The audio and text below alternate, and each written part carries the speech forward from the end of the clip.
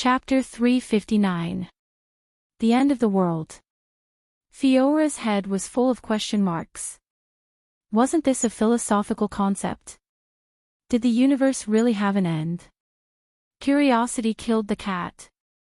Fiora felt that if she continued to follow Thea, she might be able to see something unimaginable. This Earthling's knowledge was beyond all the Kryptonian scholars she knew. Let's keep going. Thea saw her hesitation and did not explain further. She opened a wormhole and continued to follow the coordinates in her mind. Yes, she was going to take Fiora to see the Wall of Origin, the boundary of the universe. If Thea could maintain a complete worldview after seeing the Wall of Origin, she could only say that she was impressed. During the battle with the Parallax Demon, as the first person in the world to wear a dual-color light ring, the light ring showed Thea the existence of the Wall of Origin and left a unique coordinate. Otherwise, she would not be able to find it even if she searched until the end of time. When the wormhole jumped for the 33rd time, Thea was so tired that she could not speak. "Are you okay?" Fiora asked. Her tone was a little hesitant.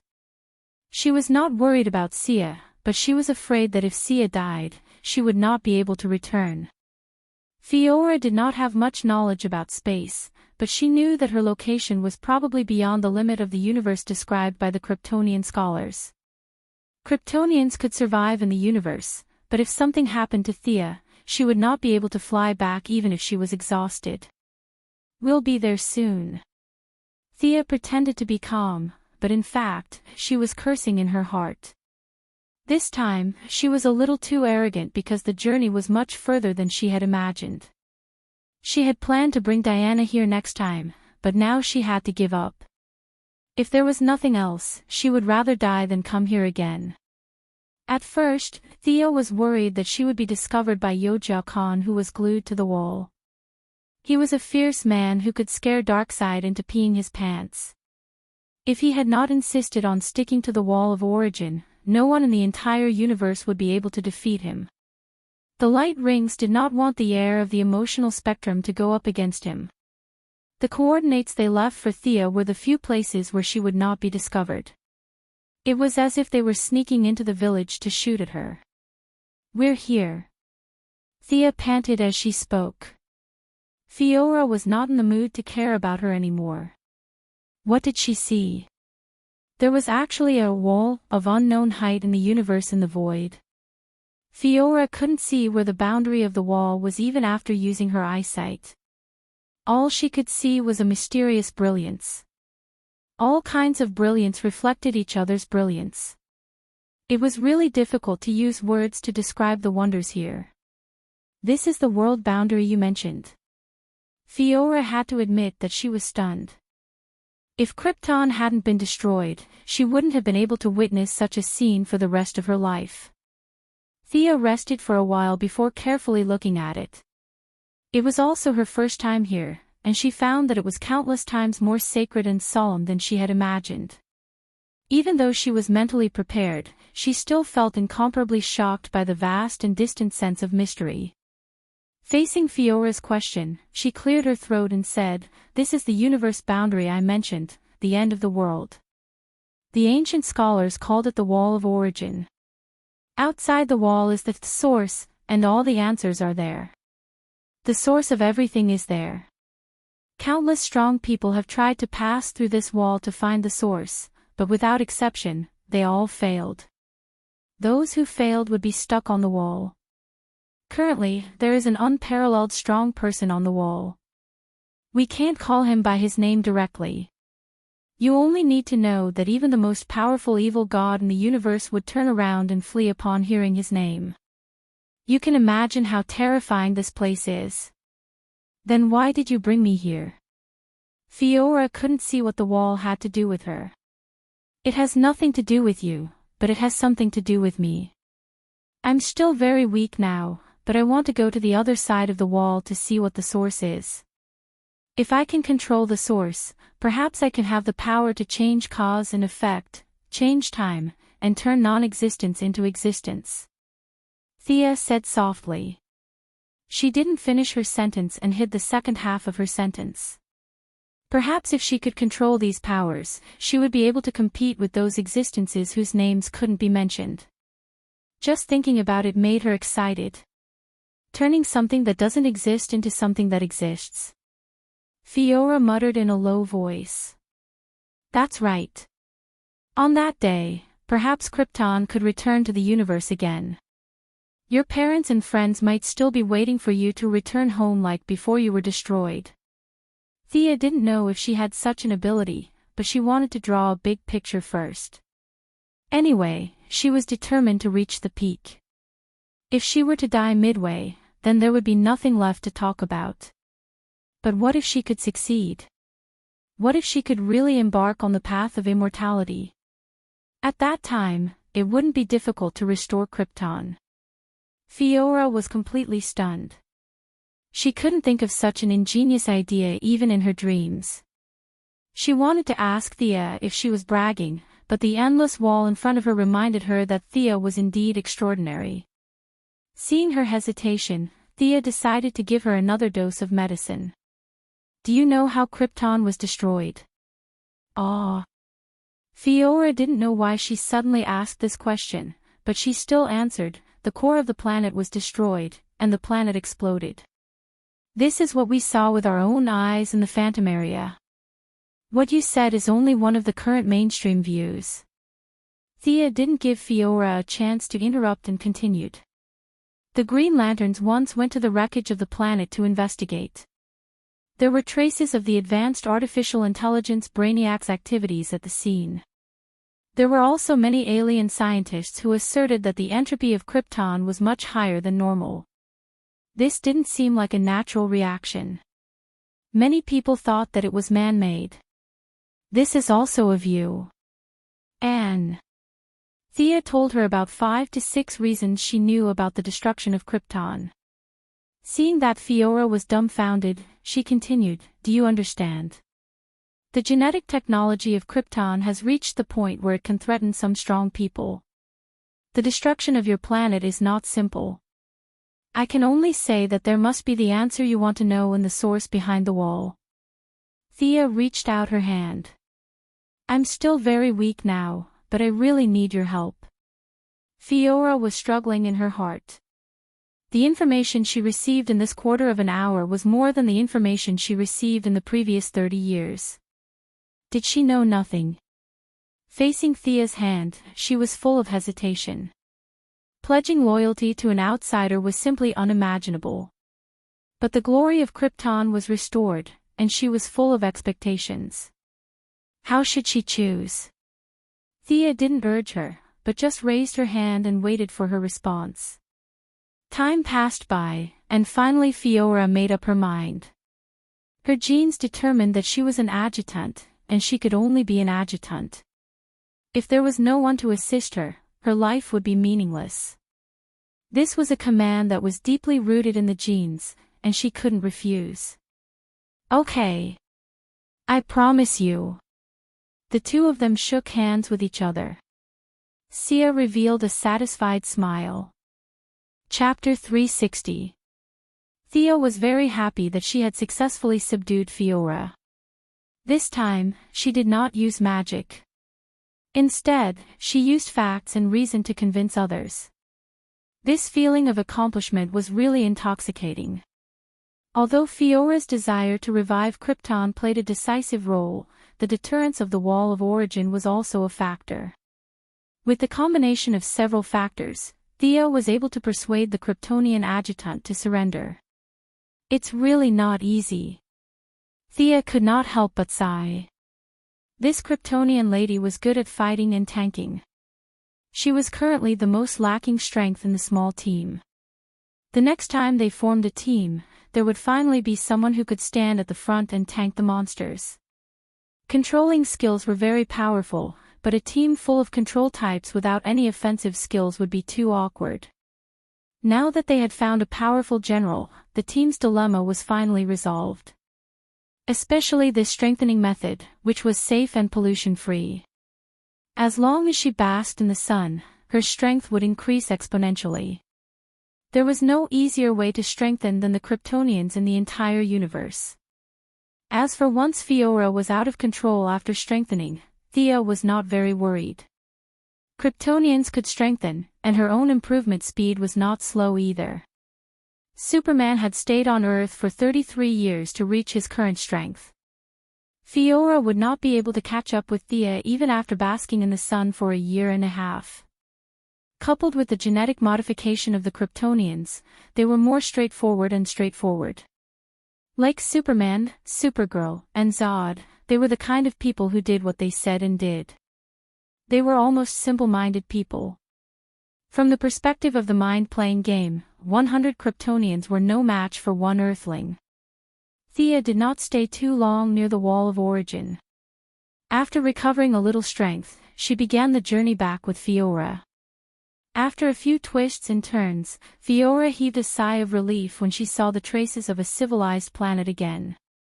Previously, she was afraid that Sia would die from exhaustion, but now that she saw traces of intelligent life, she was finally not so worried. What do you want to say? Thea had used up a lot of her strength and needed to stop and rest from time to time. She saw that Fiora was hesitating to say something. General's body. Can you help me get it? Fiora asked uncertainly. Don't worry, I've already gotten it back, Thea said, retrieving General Zod's corpse from her spatial ring. General Zod was the most important person to Fiora, and his death at the hands of Superman was considered a civil war among the Kryptonians. It would not cause much backlash. However, if his corpse was dissected by the Earthlings, Fiora would definitely not agree. Thus, Thea had long sought out the African minister to obtain the corpse. Earth scientists are more concerned about spaceships and don't care much about corpses. Thea also has the habit of sending alien corpses for burial, Aubin Sue in the green light incident. When the minister hears that she only wants a corpse, he agrees after thinking for a while. Zod's neck was broken by Superman, but there were no other wounds on his body. He lay quietly in the coffin as if he had fallen asleep. Fiora gently stroked Zod's coffin and remained silent for a long time. Where do you want to bury him? Thea asked after a while. Do you know the original coordinates of Krypton? Yes, Thea not only knew it, but also visited such a famous place with Diana. The two soon arrived at the place where Krypton exploded.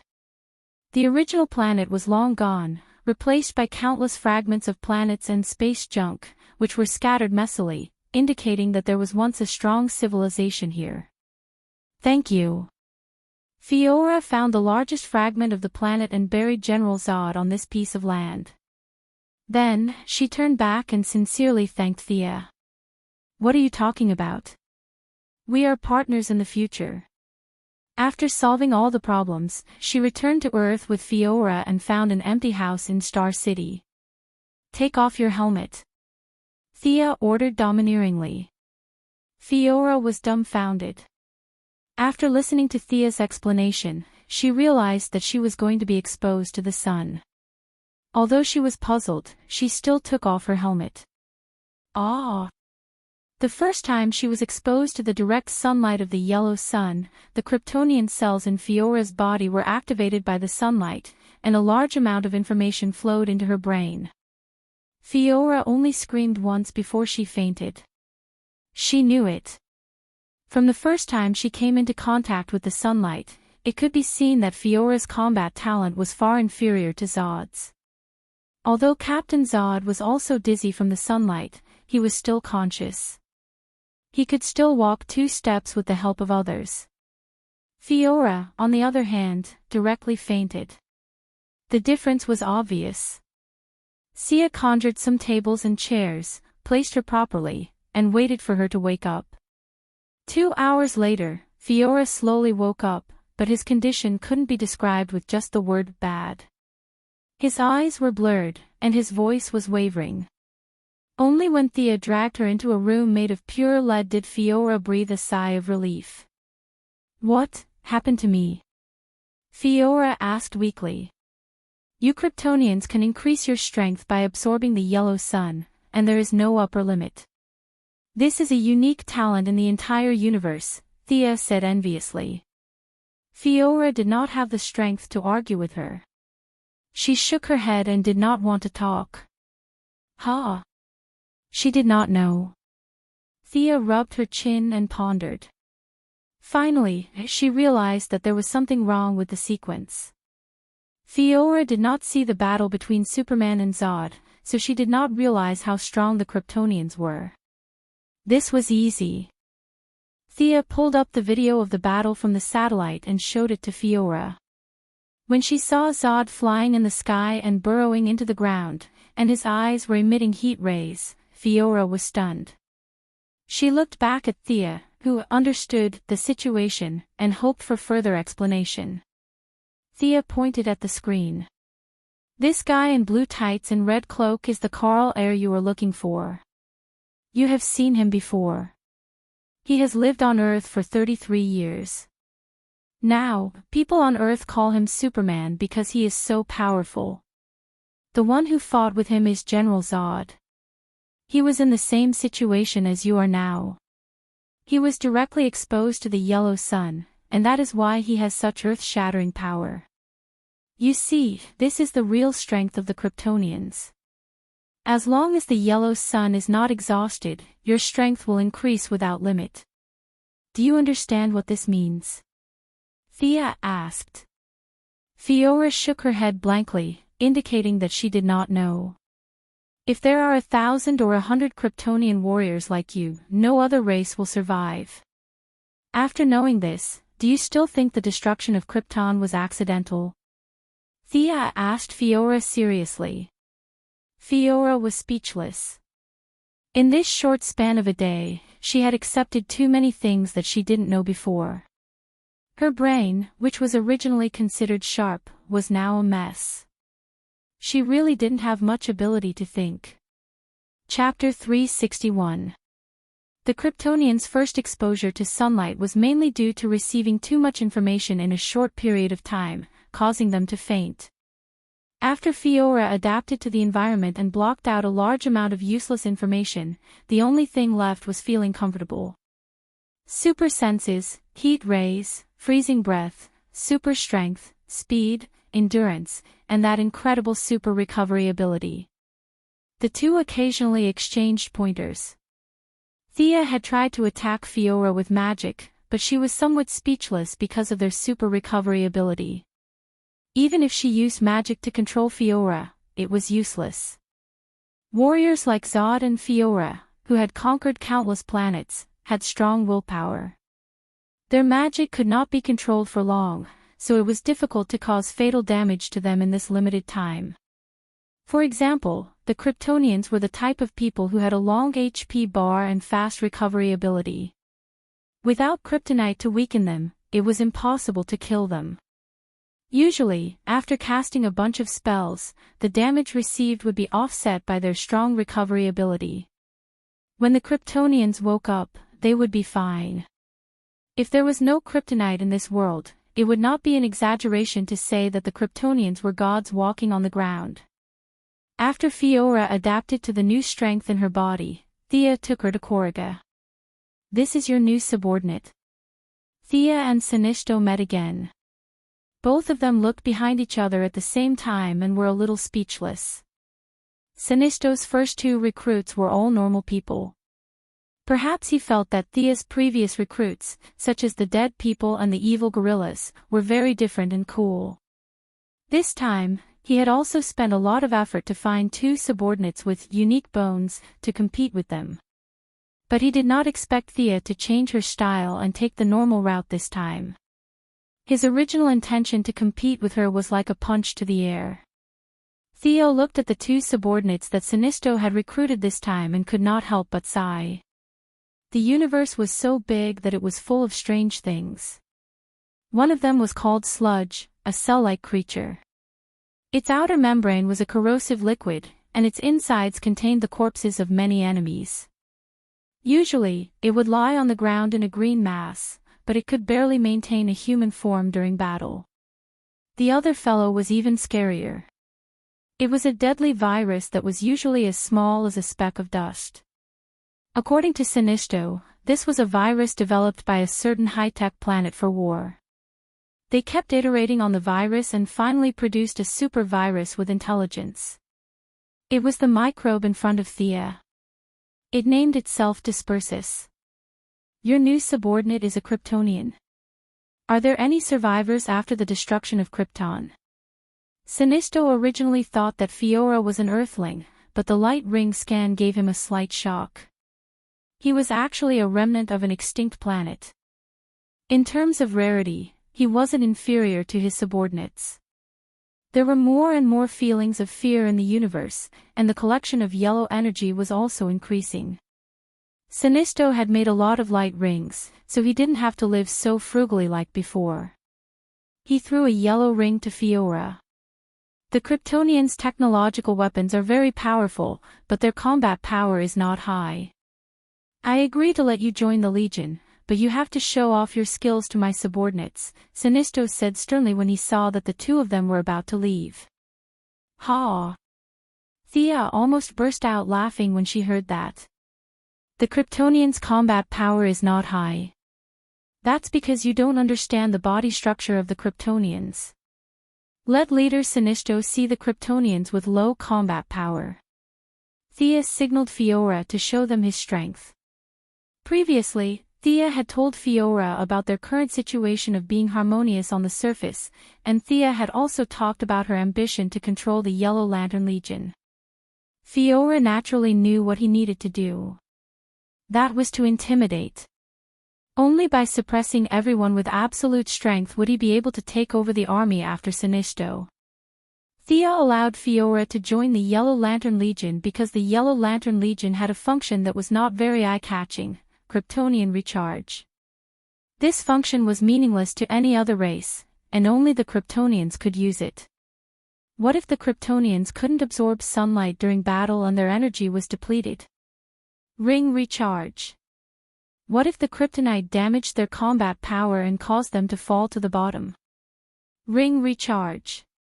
The term perpetual motion machine was used to describe the Kryptonians who wore the Yellow Lantern ring. The only limitation was that they were born with great strength and had little resistance to fear. Thea could only make a magic ring for Fiora with the bones of Kamal, the shark god. She had cast a constant resistance to fear on the ring so that Fiora would not be affected by fear whenever he wore the Yellow Lantern ring. Fiora didn't wear the Yellow Lantern ring directly. Instead, he flew up on his own. Then, under Sinisto's puzzled gaze, he quickly landed and punched the ground. Boom! The ground within a radius of dozens of miles shook violently, and a crater 100 meters deep and 1,000 meters in diameter appeared on the ground directly under her attack. Are you kidding me? Sinisto was a little confused. How could this woman have such great strength?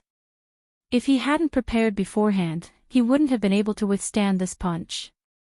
After all, without the power of the Yellow Lantern ring, he was just an alien with a strong will.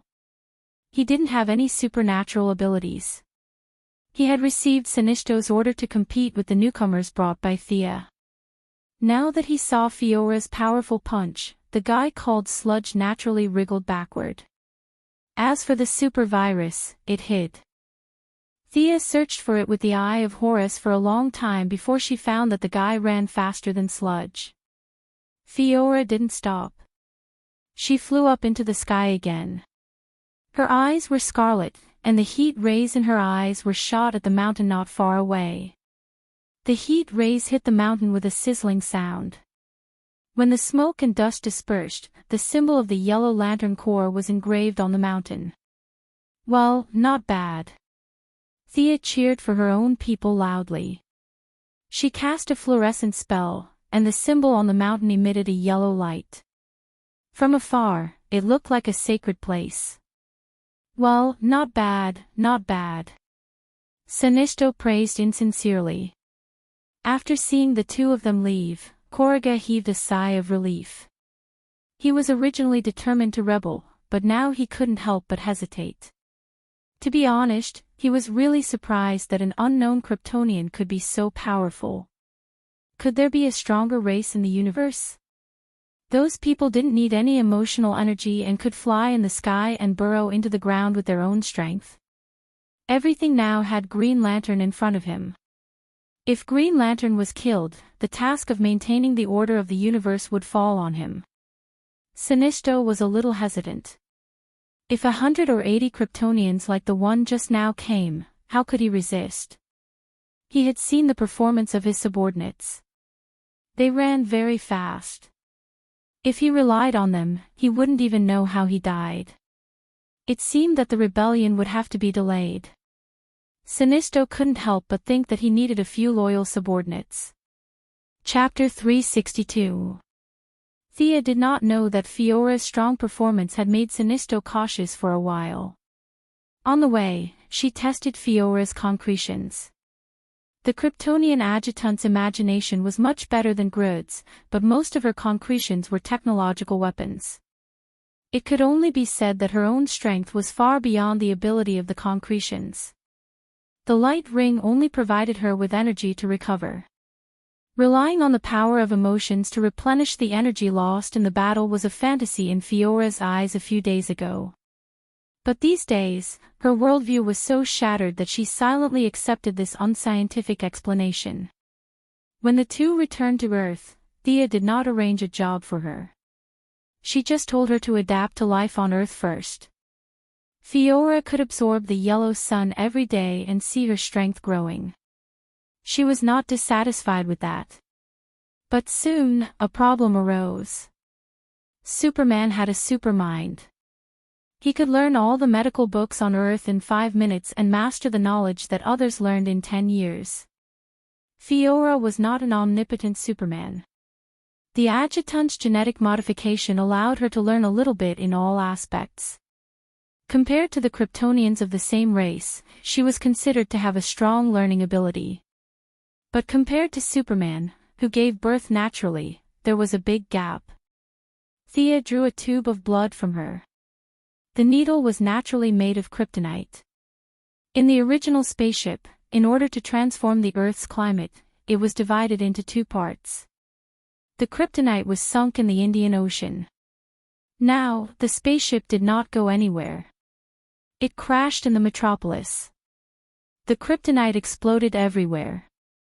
Thea secretly collected a lot of it while saving people. Leaving Fiora to study alone, Thea rushed back to her laboratory. She had already obtained her master's degree. Now, she was studying for a doctorate in biological genetics. The blood of God was hard to find. It had always been Thea's wish to let Malcolm and Moira live healthy and happy lives. Of course, if she was in a good mood, she could also bring her 2 brothers along. Malcolm came and went like a shadow. Thea did not know if he was injected with the blood of God. But the effect of Moira's injection was immediate. She looked at least 20 years younger, and her skin regained its luster. At first, Moira was distressed and said that she used to wear makeup to look younger when she went out, but now she wore makeup to look older. Thea was not satisfied with this. Since magic could not solve the problem, she could only turn to science for help. Coincidentally, the genetic modification map of the Kryptonians had fallen into her hands. Naturally, she had to put in some effort in this aspect. Although she did not have a super mind like Superman, Thea's learning ability was far superior to Fiora's. Combined with the knowledge of Earth, the preliminary genetic optimization fluid had been configured. It was completely in line with Earth's technological environment. The Krypton Genetic Modification Atlas only provided her with a direction to advance. Thea didn't stop there. She needed Fiora's blood to extract a substance from the Krypton cells to create a super gene optimization fluid. Who is it? One day, when Thea entered her laboratory again, she found traces left behind by a stranger. Her laboratory was kept secret, and only a few of her closest friends knew the location. Thea turned on the light and saw a young woman in a wheelchair slowly sliding out from the side of the laboratory table. The young woman lowered her posture and said softly, "Miss Quinn, I'm here to ask for your help. Please help me." "Oh." Thea did not say anything else because she knew this woman.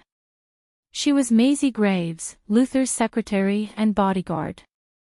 Maisie Graves was seriously injured when the spaceship crashed. It was Superman who rescued her from the ruins. Thea's medical pod had saved her life. Was she trying to gain sympathy by acting like a weak woman now? Miss Maisie's temperament was as miserable as it could be, as if all the misfortunes in the world had fallen on her. If it was an idle drama, this woman would be the female lead. Unfortunately, Thea knew her battle record. She was someone who could fight with death now. No matter how great the mental blow was, she would not be like this. Sensing that the atmosphere between them was a little tense, the secretary knew that her first trick had failed. She calmly put away her bitter face. After failing to gain sympathy, she began to talk about the current situation. My legs are completely crippled. Mr. Luther said to amputate them and install mechanical legs, but I can't bear to part with these two legs. The secretary's words were hard to tell if she was lying or not. The tears hanging at the corner of her eyes flowed down completely. Thea glanced at her. Although it was still covered in scars, the lines of the secretary's legs were straight and beautiful after rigorous training. Combined with her appearance, it was indeed a pity to amputate such a pair of legs. Even though she knew that the secretary was up to no good, Thea could not help but ask, Mr. Luther is an intelligent man. If he can't do anything, what's the use of me? Mr. Luther said that your medical pod must have a better version. I believe him. The secretary's eyes were still shining, but from her tone of worship, it did not sound like Luther's words. It sounded more like the words of a god. Thea chuckled and pointed at her with her finger. You worship your Mr. Luther so much. Why did you come to me for help? You should know that he is my competitor. He used a lot of tricks behind my back. Why should I help you? As she spoke, Thea's tone became more and more severe. Her usual smile disappeared, and at this time, her eyes were filled with fear. The secretary persisted for 2 seconds before lowering her head. It was not that she was timid, but Thea's eyes were too scary. She avoided Thea's gaze, but the fear did not dissipate. The huge mental pressure almost made her collapse. However, since she was chosen by Luther, her quality was indeed far better than ordinary people. Her hands clasped the wheelchair handles tightly, and blood dripped from her lips. She did not beg for mercy. She just silently endured the mountain-like pressure in her mental world. Humph. Thea withdrew her mental deterrence. The secretary's willpower was extraordinary. According to Thea's observation, among the ordinary people who had not been strengthened, only Nightwing, Barbara, and a few others could reach this level. Even Laurel and Tommy might not be able to reach this level. Of course, Batman was not in the discussion. You are indeed not an ordinary person. My judgment was right. The secretary said, panting. Of course, Thea would not admit it. It's just a simple psychological hint. The secretary did not care about her explanation. Mr. Luther used to consciously collect information on all the special people in the world. I am the one in charge of this work. This lady has been with you a lot in the past few years. After that, the secretary threw a large folder to Thea. Thea pulled out the first page, and what greeted her eyes was an old black and white photo. It was the photo of Diana in the village in Belgium, the one taken with Steve and the others after killing the German soldiers. Chapter 363. Good stuff. Thea looked around. She wasn't a photographer, so she couldn't tell if it was the original or not. The only pity was that she had scruples about the timeline. Otherwise, she would have taken a photo and given it to Diana today to reminisce about the past. Although the person in the photo was Steve, Thea didn't tear it up like in the TV series. After all, it was a memento. It would be a pity to tear it up. She took out a few more pieces of paper from the folder.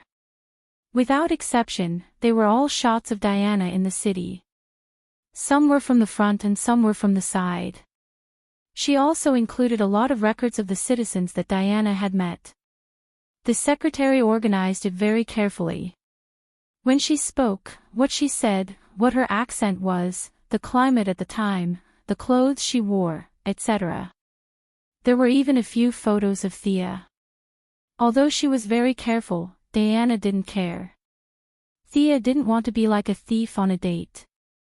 At first, she tried to cover it up, but later, she just let her be. So it wasn't surprising that Luther's satellite could capture her. Miss Secretary, what can these things prove? Thea flipped through the papers. On the day of the battle with the parallax demon, the scene was surrounded by yellow fog. The world satellites only captured some blurry figures. There was no real image at all. This was also the reason why Superman was called the first superhero. It was because the previous information was too fake. The battle between Superman and Zod was real and clear. The secretary couldn't figure out the details between Thea and Diana. She could only rely on the inherent impression. Personally, she felt that Thea might be stronger. She said vaguely, "Your female companion's appearance hasn't changed in 100 years. Is it because?" Thea looked at her watch. She was a little annoyed after talking nonsense with the secretary for half an hour.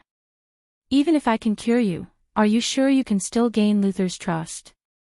It wasn't that Thea didn't think of bribing her, but it was just a thought. It was impossible that Luther wouldn't suspect her. The secretary's reaction was not beyond her expectations. Her voice was still calm, but there was a trace of sadness in her words. "I'm asking you for help. No matter what the result is, Mr. Luther will definitely not trust me." "Then why did you come looking for me? Are you crazy?" Thea sometimes felt that there was something wrong with the brains of all the heroes and villains in this world. Luther and the secretary in front of him looked like smart people, but one thought he was a god, and the other was paranoid to the extreme. Were there no normal brain circuits in the world? The atmosphere between them was a little tense. Just as Thea was about to kick her out, the secretary finally said, "Mr. Luther doesn't trust anyone, whether I ask for help or not. I'm really impressed. Let's talk about business principles. How can you help me?" "Help you erase all the video data?" the secretary asked tentatively. Thea snorted, "Not enough. If she deleted the current ones, what about the future ones? There were so many satellites in the world. There must be others that could capture the two of them. This condition was too cheap. I'll work for you on the premise that I don't betray Mr. Luther." The secretary proposed a bargaining chip that she thought was rich enough. To be honest, Thea was not very satisfied with this condition, but after thinking for a moment, she agreed. "When Luther abandons you again, you can come to me. I'll take you to see the world that you don't understand. By then, you'll know how narrow-minded you are." It was the same familiar tone and the same familiar feeling. It was similar to the words used to fool Fiora. But for a native of Earth, there was no need to take her to visit the Wall of Origin. Otherwise, if she brought 100 people to watch every day, the Khan on the wall would jump down and kill her. What Thea valued was not her power, but the emotional power contained in her body. Miss Mercy Graves, just like her name, had a power that she didn't realize. It was a matter of knowledge. No matter how smart Luther was, he didn't realize what kind of power his assistant had. Like the Yellow Lantern's fear and the Green Lantern's courage, compassion was a necessary emotion for the Green Lantern Corps. They were originally a Lantern Ring tribe secretly established by Aubin Sioux. The star field where they were located was unknown to outsiders. They didn't show their true colors until the Dark Night. However, Aubin Sioux's ring recorded the coordinates of this star field. Later, he passed the ring to Hal Jordan. Coincidentally, Thea also wore the same ring. Hal Jordan couldn't see what the lone coordinate represented, but Thea knew that it must be the base of the Green Lantern Corps. The secretary was still far from being truly loyal. Only after being abandoned again could she change the target of her compassion. Only then could she truly be used by Thea. Thea invested in the present for Death Bell, Poison Ivy, and the others. As for the secretary, she invested in the future. With a snap of her left hand, the secretary couldn't resist the impact of her consciousness and fainted. It wasn't difficult to cure her disability. As Luther expected, Thea had a large number of advanced medical pods. Thea used her X-ray vision to check her body and confirmed that there was no tracking device. Only then did she bring the unconscious secretary to the metropolis through a portal. Death Bell bought an island in the middle of a lake on the outskirts of the metropolis. There was a magically controlled Shark King in the lake. With the support of Thea's large amount of funds and advanced weapons, Death Bell now had more than 100 subordinates. Each of them had excellent tactics and tenacious willpower. It was effortless to send them out to assassinate the chiefs and generals of small countries. Boss? That's rare. Who's the one behind you? The one who greeted Thea with a smile was Poison Ivy. Now, Thea's subordinates addressed her indiscriminately. Some called her boss, some called her boss, and some called her general, like Fiora. Thea didn't care, she could call her whatever she wanted. Thea wrapped the secretary with her spiritual energy. There were too many medals in her wheelchair, so Thea threw her in Star City. This woman used the third medical pod. After the treatment, knock her out and send her back to the Luther group. Thea opened the door and went back to Star City. She hadn't finished her experiment for the day. Ayaya, what a pretty lady. TSK. Poison Ivy was a biochemistry graduate after all, so she was more educated than Death Knell and the other mercenaries. She was in charge of a few medical cabins that weren't on the market. Even though Poison Ivy hadn't done anything earth-shattering yet, she was already quite famous in the mercenary industry. She carried out Thea's orders thoroughly. She controlled the plant and pulled the secretary into a special room. The plant's poison had subtly changed her body and personality. She didn't even realize that she was a completely different person from before. She looked left and right to make sure that no one was looking at her. She took off the secretary's clothes. Even if someone asked, she would use the excuse of checking her injuries. As for whether it was true or not, only God knew. Chapter 364. The next day, when the secretary woke up, she found that she had returned to her residence. Her wheelchair was beside the bed. She moved her toes nervously and found that the familiar feeling had returned. She turned over and sat up. The harsh training had restored her calmness. If it weren't for the clothes on her body, she would have suspected that yesterday's experience was a dream. Hiss. After standing up, she found that her lower body was a little sore. She reached out and touched it. There were obviously some indescribable traces.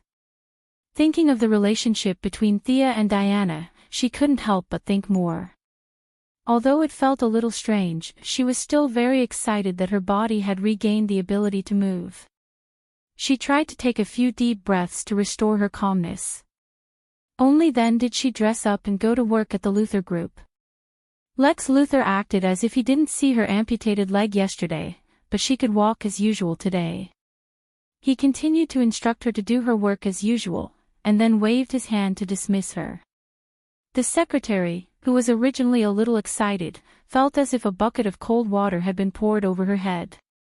The joy in her heart disappeared, and only bitterness and grief remained. On the African prairie, in a wooden house in Ethiopia that didn't communicate with the outside world. The house was filled with a tempting fragrance. Thea and Diana had a very long practice with a warm and tense atmosphere. The effect of magic to transform the body was not as good as divine power, but it was more or less. Recently, Thea had been violently absorbing sunlight and moonlight. Her physical level was rapidly catching up with Diana. At this time, the practice could go back and forth for a few rounds. Is there any problem with the daily management of the temple? Diana stood up and gracefully wrapped her body with a bath towel. She asked Thea, who was combing her hair. Well, the Isadora you recommended is indeed a fanatical believer of the moon goddess. Under her leadership, many nearby citizens have a shallow level of faith.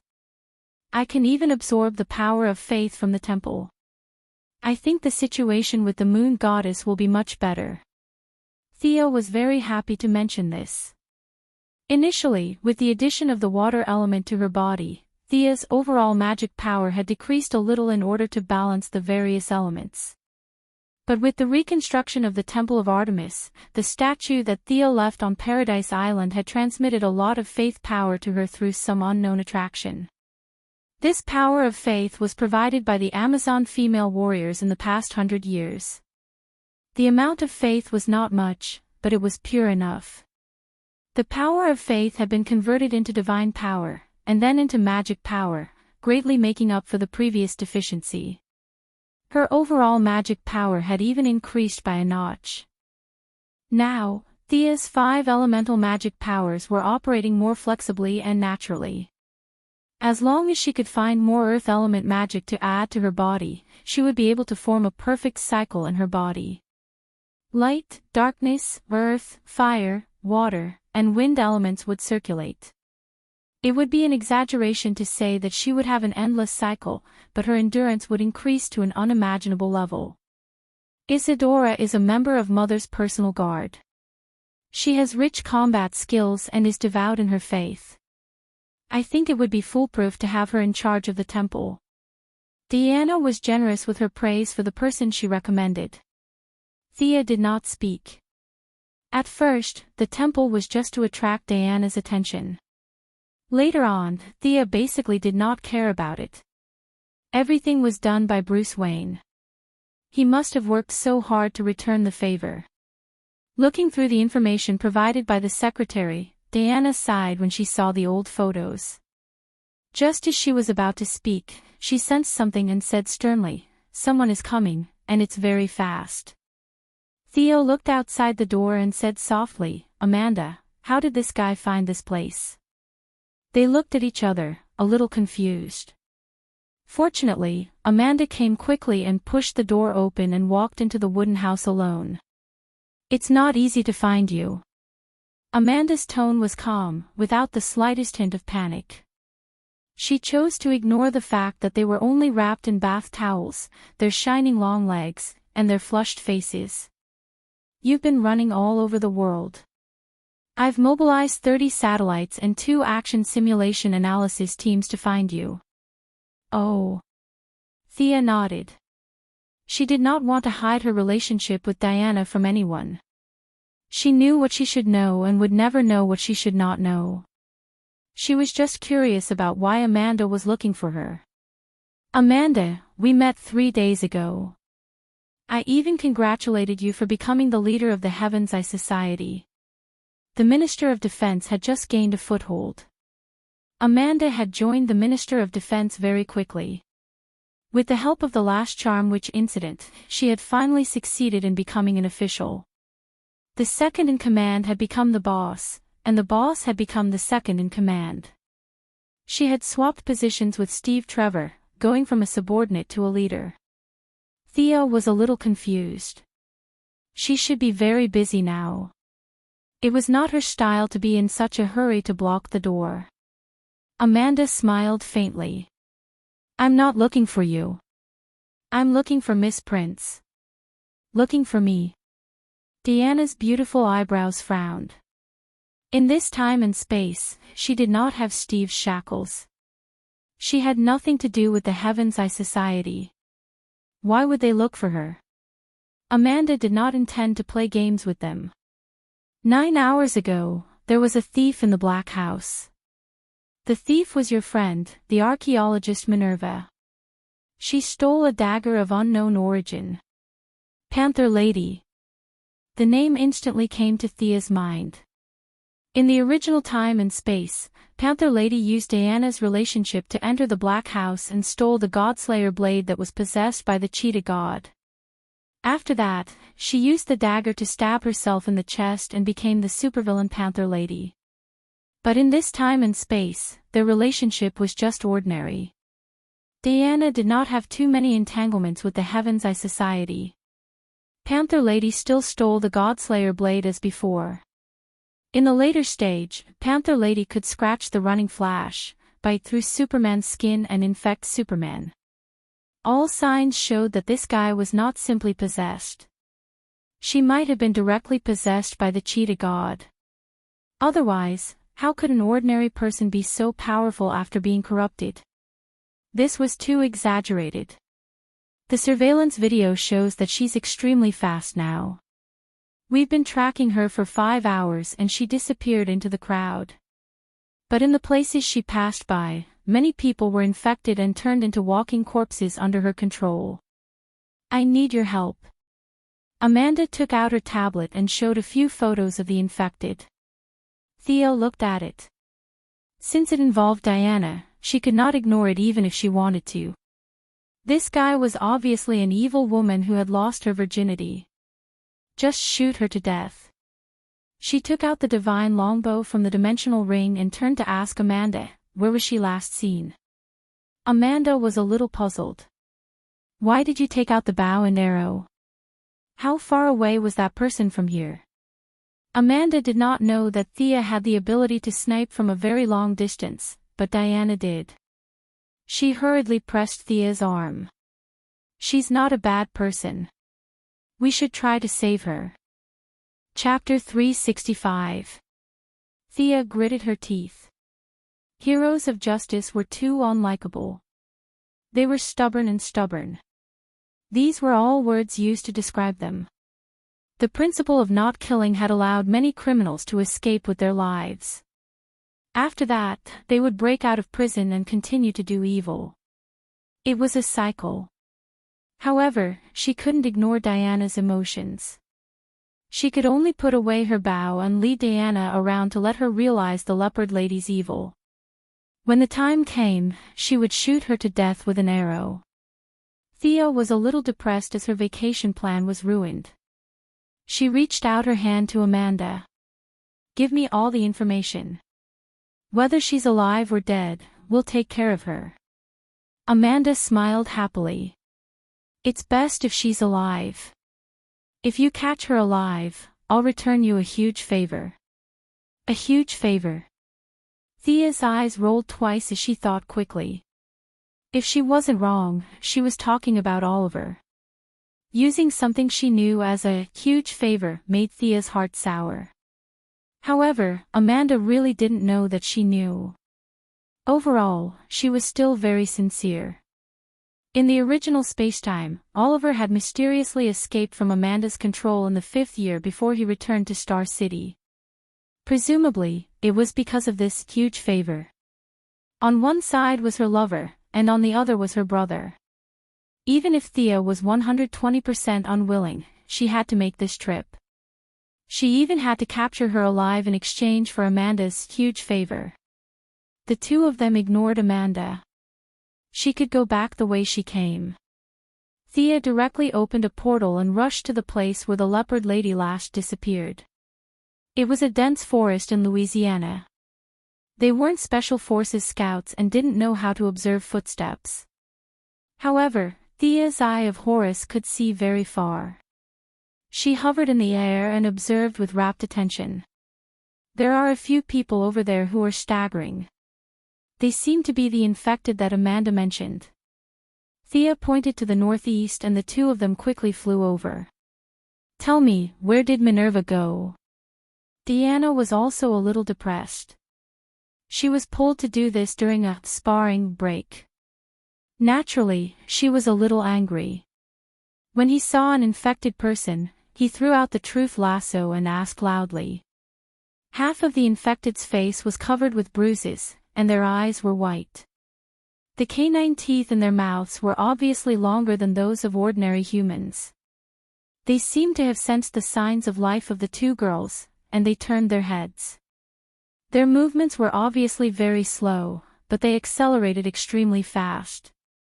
In less than 0.1 seconds, they completed a series of movements such as turning around, bending their knees, and pouncing. Thea knew that the Panther Lady was extremely fast and that her attacks were infectious. She had already changed her combat equipment with Diana in advance. The Panther Lady's pouncing speed was extremely fast in the eyes of ordinary people, but in their eyes, it was nothing much. With a flying kick, the force of several hundred tons landed directly on the leader of the infected. The other party crashed into more than 10 trees before falling to the ground. What came out of his mouth was not blood, but some kind of black sticky substance. "They're not human anymore," Diana said a little uncomfortably as she faced several infected people flying over. However, her hands were not slow. The two of them had sparring on the weekend. If Thea improved, she would naturally benefit as well. The growth in her body was not obvious, but Diana's resistance to fear had now reached an inhuman level. At least, it was much higher than when the two girls reunited. The increase in her resistance also increased her willpower, which was reflected in her abnormal calmness in battle. No matter what kind of unfavorable situation she was facing, Diana could easily deal with it. She used the least amount of strength to throw out the most fatal punch. Her attacking style was unknowingly influenced by Thea. Fatal, efficient, and simple. This was Diana's current fighting style. Compared to the unskillful shield bashing of 100 years ago, her current fighting style was more artistic. Thea cooperated with her and drew her divine longbow. The two of them, one in close combat and one in long range, cooperated seamlessly. After 30 seconds, over 100 infected people were all knocked down by the two of them. Black sticky substance flowed out of the infected people's wounds and gathered into a dirty river. "It smells so bad." Thea, who was a little obsessed with cleanliness, could not stand it. She directly used Magician's hand and gathered a bunch of people who were either dead or alive. The freezing gun on the power armor froze the bodies, and the pungent stench was finally contained. What should they do next? Diana automatically looked at Thea. Just like the day when they left Paradise Island, Thea did not disappoint her. The secondary control system on her arm was connected to the mainframe of the Quinn Group, and a large amount of information was analyzed and summarized. Combined with the simple clues given by Amanda at the beginning, Thea determined the next step. Minerva was originally adopted by a woman named Letta in Idaho. This woman seems to be running a religious school. Let's go there and see if there are any clues. Diana had no objections, and the two continued to fly northwest. The other party's school was built in an extremely remote area, surrounded by mountains. Many local people's faces changed drastically when they talked about this school, and all of them kept their mouths shut. Sia finally got the detailed address from an old man with fear and hints. Since they were looking for clues, the two naturally would not fly there. Instead, they changed into casual clothes and drove a jeep. The two sitting in the jeep looked like adventure enthusiasts going out for a vacation. "Stop. This is our private property." The two women drove to a wooden fence, and a fierce woman with a submachine gun stopped their car. When it was time to show off her acting skills, it was usually Thea who went up to talk, and this time was no exception. Thea talked nonsense like a river, saying things like lost tourists and public-spirited female university students. She said all sorts of harmless things, but the fierce woman guarding the gate believed her. She opened the gate to Thea's enthusiastic thanks. After entering the wooden fence, he realized that the space inside was not small.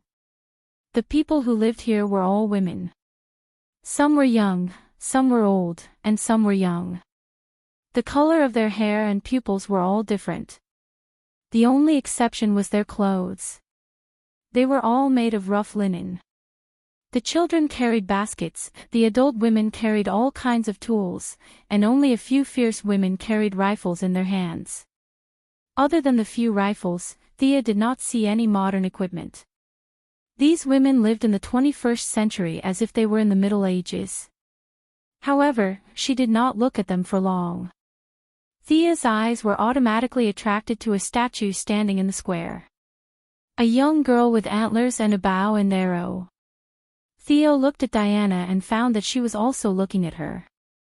It was unbelievable. This statue was a statue of Artemis. In other words, this group of people climbed mountains and waded through rivers to America to worship an ancient Greek god. That's not right. After all, Thea was a chosen.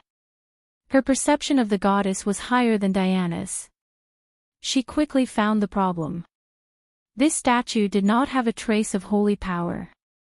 Combined with the ascetic attire of the surrounding people, it was not that they were not devout, but that there was something else going on. Chapter 366. Sia carefully observed the expressions of the women around her. Pain, numbness mixed with cruelty. All kinds of emotions were mixed together, and it was difficult to determine their true feelings. The only thing she could be sure of was that they were not happy. This was not in line with the teachings of the moon goddess. Her teachings were cheerful girls in the forest. These people in front of her were far from cheerful. What should we do? Diana gave Thea a small look. The question was obvious. Thea shook her head slightly. She had already sensed the fluctuation of divine power. Although it was weak, the evil in the aura was obvious. On the surface, this place was worshipping the moon goddess. What kind of evil god was actually worshipped? Only the leaders knew. Ms. Letta, which god are you worshipping in the middle of the square? Aren't you Christians? Thea asked the old woman who was the leader. She had introduced herself earlier. She was the nominal organizer of this school, Panther Girl Minerva's adoptive mother. The old woman pretended to be kind, but when her lips parted slightly, her two canine teeth flashed under the moonlight. We are an ancient race. People call us the Amazons. As for what we worship, it's the moon and the goddess of the hunt. F***CK. Do you have any shame? Thea's expression was obviously suspicious, but her excellent acting skills quickly turned this suspicion into shock. Her shock was fake, but Diana's shock was real. Diana, who had been pretending to be expressionless, could not help but observe the old woman from head to toe. Unfortunately, she could not find a trace of the old woman's aura that was compatible with Paradise Island. When the fake Li Gui met the real Li Kui, Sia didn't know what to say to these imposters. She could only open her mouth wide to express her shock. The old woman saw the expressions of the two and thought it was normal. This was the expression of a thrill-seeking college student in America. Her camp had entertained such young people many times so far. Clap clap. The old woman clapped her hands happily. Many women with bows and iron weapons instantly surrounded the two. Come join our hunting activities. You should fully enjoy the fun of nature in the city. Come on, let's run. The old woman motioned for the crowd to make way for them to enter the depths of the forest. She looked at the two, prayed maliciously, expecting them to show a panicked expression. However, the two acted as if they didn't hear or see anything. Thea glanced around and saw that the other party's arrows were all made of stone, and the archers were a group of thin and weak women. Even Tommy and Laurel could kill them all, let alone the two of them who weren't human. She was different from Diana. Although she had been blessed by the gods, she was born with it. She didn't need to study it. She only needed to know how to use it. Thea's divine power was all pieced together.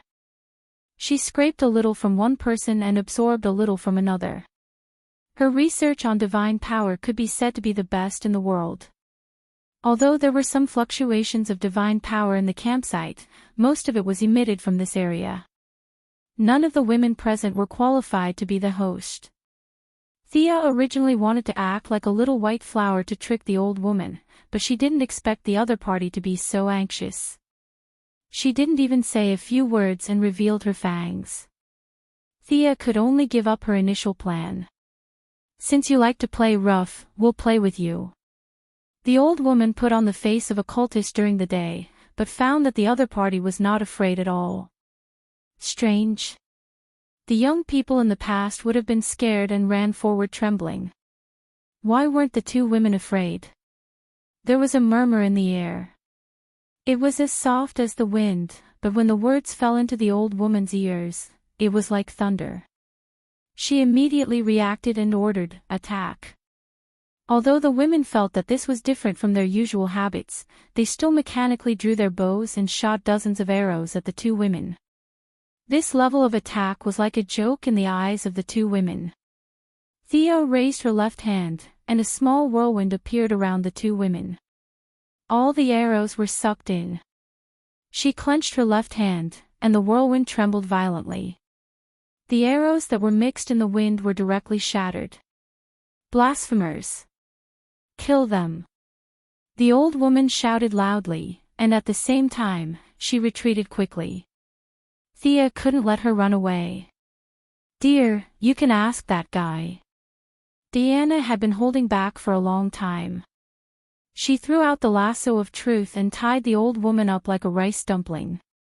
She pulled the old woman back to the two women. "Kill them, kill them." The old woman was still in midair, and was still shouting loudly. If it wasn't for her previous behavior of running away, one would think that she would rather die than submit. The leader was invaded at first sight, but he didn't stop the enthusiasm of the rest of the women. The originally numb and dull faces were replaced by fanaticism. Cold light flashed in their eyes as they rushed towards the two women. Many children even picked up stones on the ground and tried to attack the two women. "Back off." Thea completely released her aura, and the power of fear instantly spread out in all directions with her as the center. The few women closest to her were paralyzed with fear, and the women in the distance were all stumbling. Obviously, their souls were damaged, but their bodies were still under the control of the evil god, and they were ready to continue attacking. Quite tenacious. Thea observed the results of her battle. The evil god here was the so-called god of the cheetah. How ironic. The prey pretended to be the hunter and enjoyed the worship. She didn't know if this guy was a Native American god, or an African totem animal spirit. Let me give you an even bigger surprise. Thea put on the yellow light ring and magnified her emotions 100 times. Using the method of the Martian hunter, she released a wider range of mental shock. An invisible shockwave swept through everyone's hearts like a hurricane. This time, no matter if it was far or near, old or young, except for Diana, who had a high fear resistance and was sparring with her, everyone was knocked out. These people were not injured physically, but because their minds were controlled by the evil god, it meant that the evil god took all the power of the shock wave. They just needed to rest after the battle. However, the evil god was in trouble. Its biggest weakness was that its consciousness was divided into hundreds of parts to control these believers. Its original consciousness might have been able to resist Thea's mental shock, but after being divided into hundreds of parts, its resistance was weakened 100 times. It would be strange if it could resist it. The cracking sound was faint at first, but it grew louder and louder. A big crack appeared on the statue of the goddess of the hunt, and a pure black cheetah rolled out from it. The cheetah's eyes were still shining with wisdom, but it quickly dimmed, as if it wanted to remember Thea and the girl's appearance. Then, it fell down and never got up again. Chapter 367. Is she dead? Diana asked. Thea looked at the corpse carefully for a long time. From the perspective of this corpse, she is indeed dead. The mental burden was too great in a short period of time, and her soul was crushed. But before she completely died, she used some kind of secret method to abandon this body. If I'm not wrong, your friend Minerva is the new host. Thea's judgment was not baseless. The evil aura lingering in the surrounding land, sky, and jungle was rapidly dissipating. As for the women who pretended to be Amazons, she was too lazy to care about them. After they recovered their minds, they would be seriously ill, but it was also a good thing for them to leave this evil place. Do you still want to ask this guy? Diana raised the old woman in her hand and asked. The old woman was the closest, and it just so happened that she had the most evil aura in her body, so she was the first to bear the brunt. Facing Thea's mental attack that was magnified 100 times, she could not resist and fainted. Thea scratched her head a little. She had indeed forgotten about this guy, but it was not appropriate to not use a ranged attack in the situation at that time. She could only say that this old woman was unlucky. Let her go, you ask, I'll deal with this corpse. Thea lowered her head and touched the Black Panther's body. There was not much divine power left in this body, and Thea guessed that it might have been transferred to the Panther girl.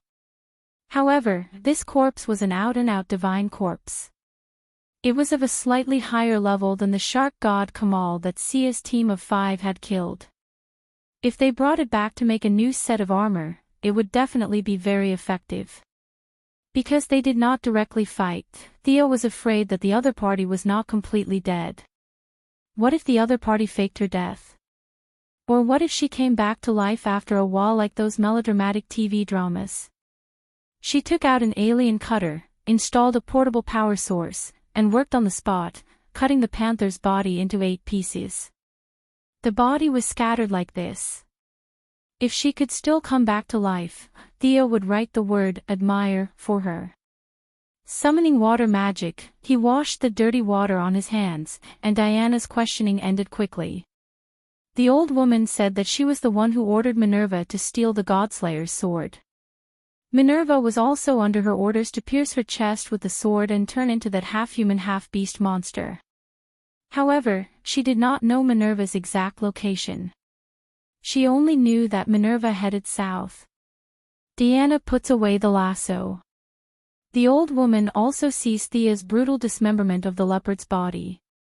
She seems to think of something and has a mental breakdown. South again. Thea was a little depressed. They had found this camp in the north of Louisiana, and now they were almost in Canada, and now they had to go back south again. But Thea could see the reluctance in Diana's eyes, so she could only continue the pursuit with her. In the Brazilian rainforest. I hate this place. In order to prevent the Panther girl's sudden attack, the two could only chase after her fully armed, all the way from the northwest of the United States to the southeast of Brazil. The weather in the rainforest made Thea very uncomfortable.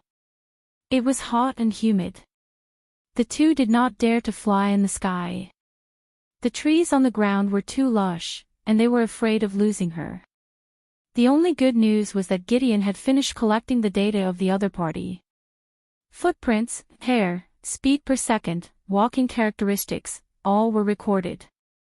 After that, the artificial intelligence would calculate the other party's route based on the Quinn family's satellite and supercomputer, and from time to time correct the direction through footprints and other traces.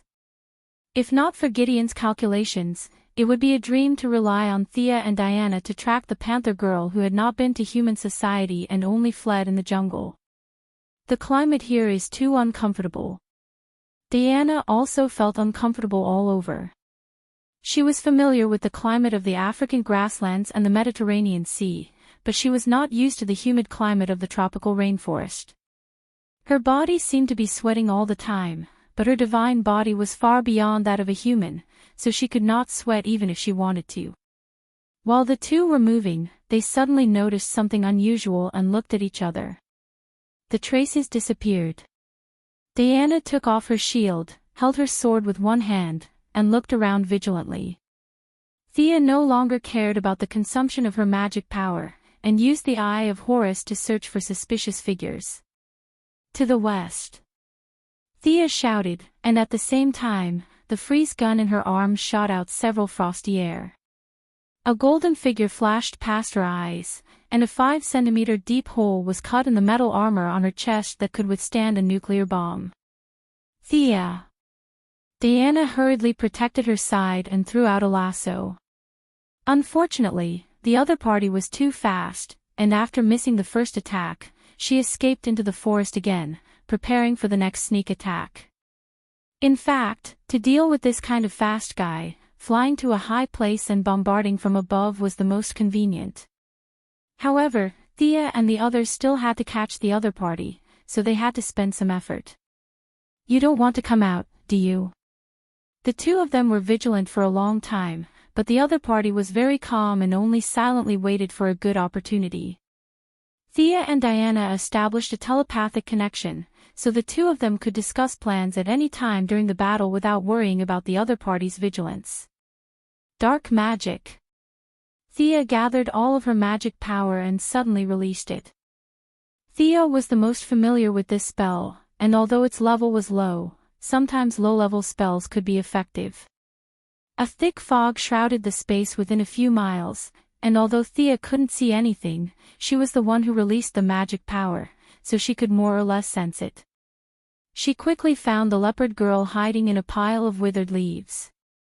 The other party was stunned by the sudden darkness, but her bloodthirsty personality made her not escape, and instead wanted to kill the two girls.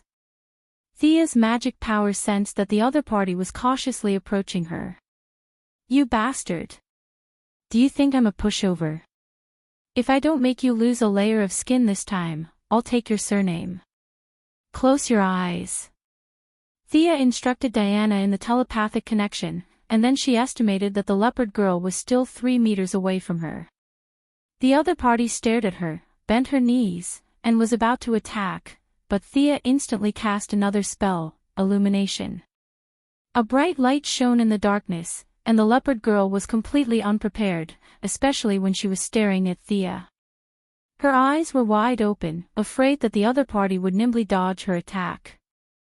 Plan 2, Plan 3, the leopard girl thought about several sets in her heart, preparing for possible situations.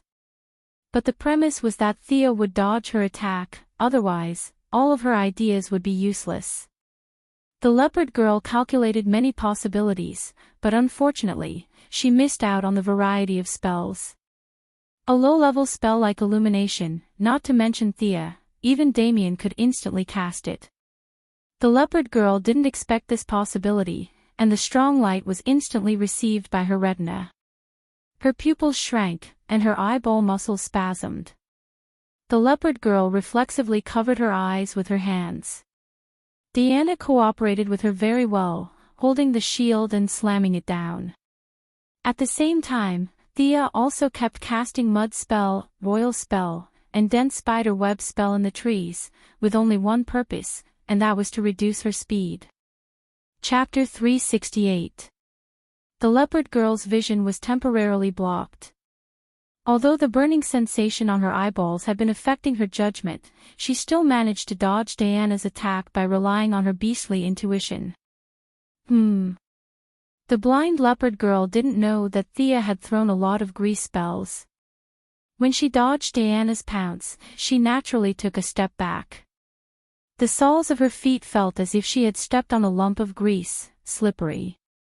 Normally, with her balance, she could run 2 steps on the grease, but now the swelling pain in her eyeballs seriously destroyed her sense of balance.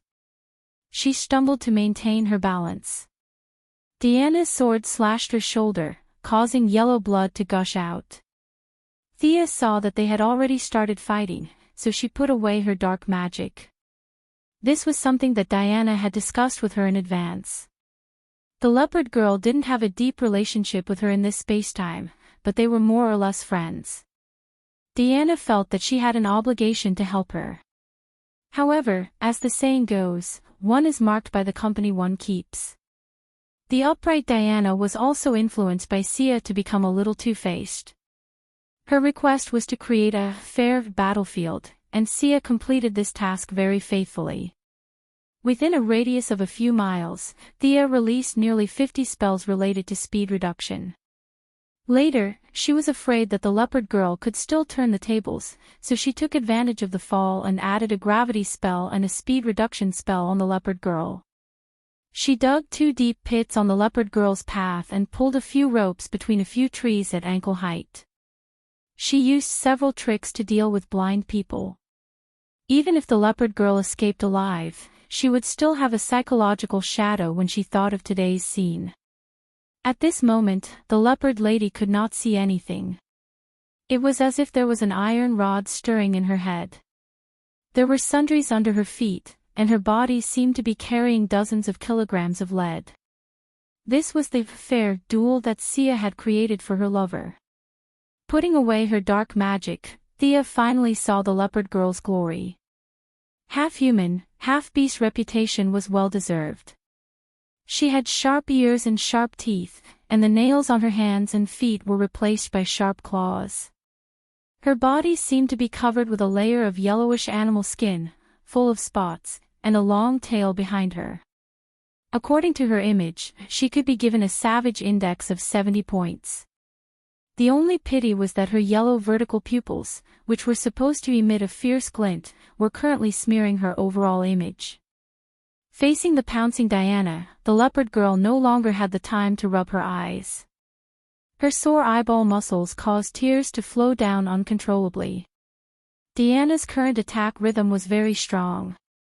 She didn't blindly attack, giving her opponent the illusion that the difference in strength wasn't big.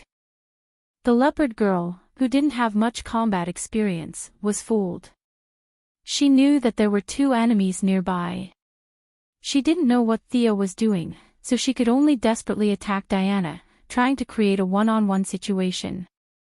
Diana's defense was the best in the multiverse. At least, Thea had never seen anyone play a shield better than her. Facing the leopard girl whose speed had been reduced by half, she fought very calmly. Block, parry, dodge, she perfectly fused her movement and martial arts. If it wasn't for the wrong timing, Thea would have applauded.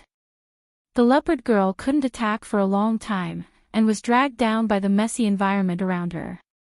Whether it was physical strength or mental strength, they were all consumed quickly. She realized that she couldn't continue fighting like this.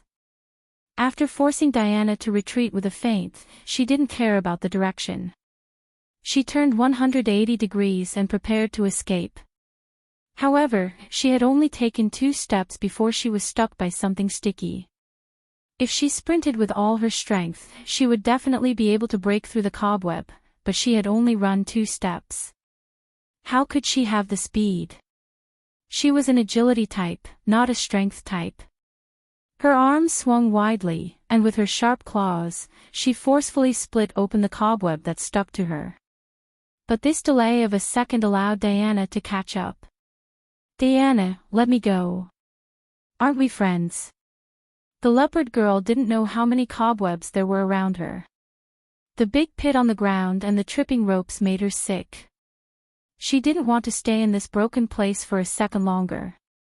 Her cunning nature made it impossible for her to rush out by force, so she immediately changed to a soft one. Minerva, I'm helping you.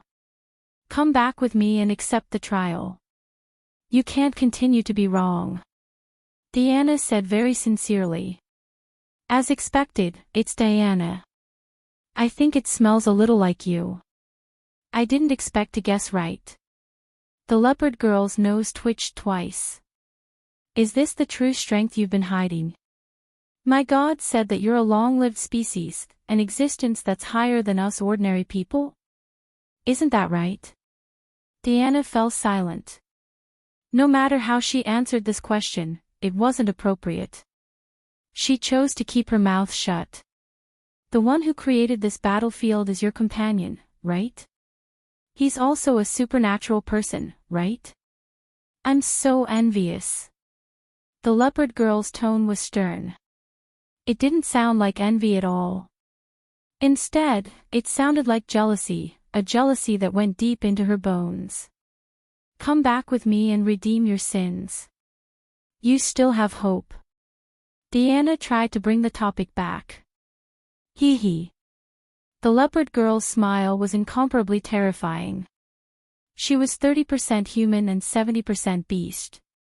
Her humanity was rapidly disappearing. Redeem? Me? What sins did I commit? I've already become like this. I can't go back. Put away your love, Diana. You can't save me. The leopard girl berated sternly. Her expression was deranged as she used both her hands and feet to fiercely attack Diana. She had already recovered some of her vision and stamina during the conversation. She felt that Diana's strength was about the same as when she was weak just now. She wanted to suddenly exert her strength and finish off Diana. However, she had underestimated Diana and overestimated herself. A round of storm-like attacks were all blocked, and the little stamina she had recovered was wasted again. How can you be so strong? I sacrificed so much, but I'm still not as good as you. At this moment, the leopard girl was wrapped in anger. Jealousy, indignation, injustice, and all kinds of negative emotions gathered together. Her attacks became sharper and sharper. She had already forgotten to run away. She only wanted to follow her bloodthirsty desire and kill Diana. The negotiation was fruitless. Diana felt that she had already lived up to that little bit of friendship. Finally, she no longer held back and used the power of the Guardian's silver bracelet. In the first few moves, the leopard girl was barely able to resist. After 10 moves, Diana's strength and speed rapidly increased as if there was no end to it. Although it did not reach the leopard girl's maximum speed, it was more than enough to deal with her. The fire god's sword felt its master's fighting spirit. The sword's body ignited with raging flames as it slashed and stabbed. Every move was aimed at the leopard girl's vital points. Although the leopard girl had the body of a cheetah, it was not her own memories. In all aspects, she was completely suppressed by Diana. Admit defeat. Diana's speed increased by another level. Borrowing the gap between her body, she slashed at the leopard girl's ribs with her sword and then fiercely slapped the back of her head with her shield. In the leopard girl's dizzy state, the truth lasso was thrown out and tied her up tightly. Chapter 369. In order to prevent the panther lady from escaping, Thea froze her limbs again, leaving only her fierce head outside. Unless her neck could be retracted, she wouldn't be able to bite the two women 10 meters away. Amanda was very happy to receive Thea's call. She happily said that she would take over personally and said that Thea would be able to see her adult love soon. For Amanda, it should be a good deal to throw out Oliver, a guy with an excessive sense of justice, in exchange for the panther lady. Thea thought so. The agents of the Heavenly Eye Society couldn't jump out immediately, so the two could only wait. The panther lady was still scolding. Thea originally wanted to ask where the god-slaying dagger was, but the other party didn't communicate with her at all. They just insulted her with filthy words. Thea didn't want to touch such an evil weapon, so she left it to Amanda to deal with. After throwing out 15 mental attacks in a row and knocking the panther lady unconscious, the surroundings finally quieted down. In such a humid environment, it was inconvenient for the two to do something they liked, so they could only chat casually. Just as Sia was telling the story of her childhood surfing with Oliver, she saw a woman dressed in Arabian clothes in front, and a man wearing a black diving suit and a huge, strangely shaped oxygen mask behind her. The two of them kept fighting, killing their way from the forest to the open space in front of Sia and the others. Previously, Panther Lady had chosen this place as the battlefield after considering the surrounding environment. This was the only open space in the vicinity. The two strangers naturally made the same choice, but they didn't expect there to be outsiders here. The man wearing the oxygen mask had his entire head wrapped tightly. The mask was oval in shape, and two big red crystals covered where the eyes should be. From afar, he looked like a red-eyed fly. The man's expression couldn't be seen, but Thea, Diana, and the Arabian woman looked at each other and saw the confusion in each other's eyes. The Arabian woman glanced at the frozen panther lady. She didn't know the origin of the two women in front of her, but she still shouted kindly, "Run!" The man in the diving suit behind her seemed to treat Thea and Diana as innocent passers-by. Although it was strange to meet living people in the rainforest, he didn't take it to heart at all. He continued to chase the woman without a word. He just raised his arm at Thea and Diana. There seemed to be some kind of launching device on his wrist. Two extremely thin and long metal spikes shot out between the two's eyebrows. In his heart, Thea and Diana were two dead people, not worth his time. But 2 seconds later, he was dumbfounded. For a long time after that, every time he thought of this meeting, he wanted to bang his head against the wall. What was wrong with my hand at that time? Can't I just pretend not to see it? However, he didn't have the ability to foresee the future. Even if he did, he wouldn't be able to foresee that far.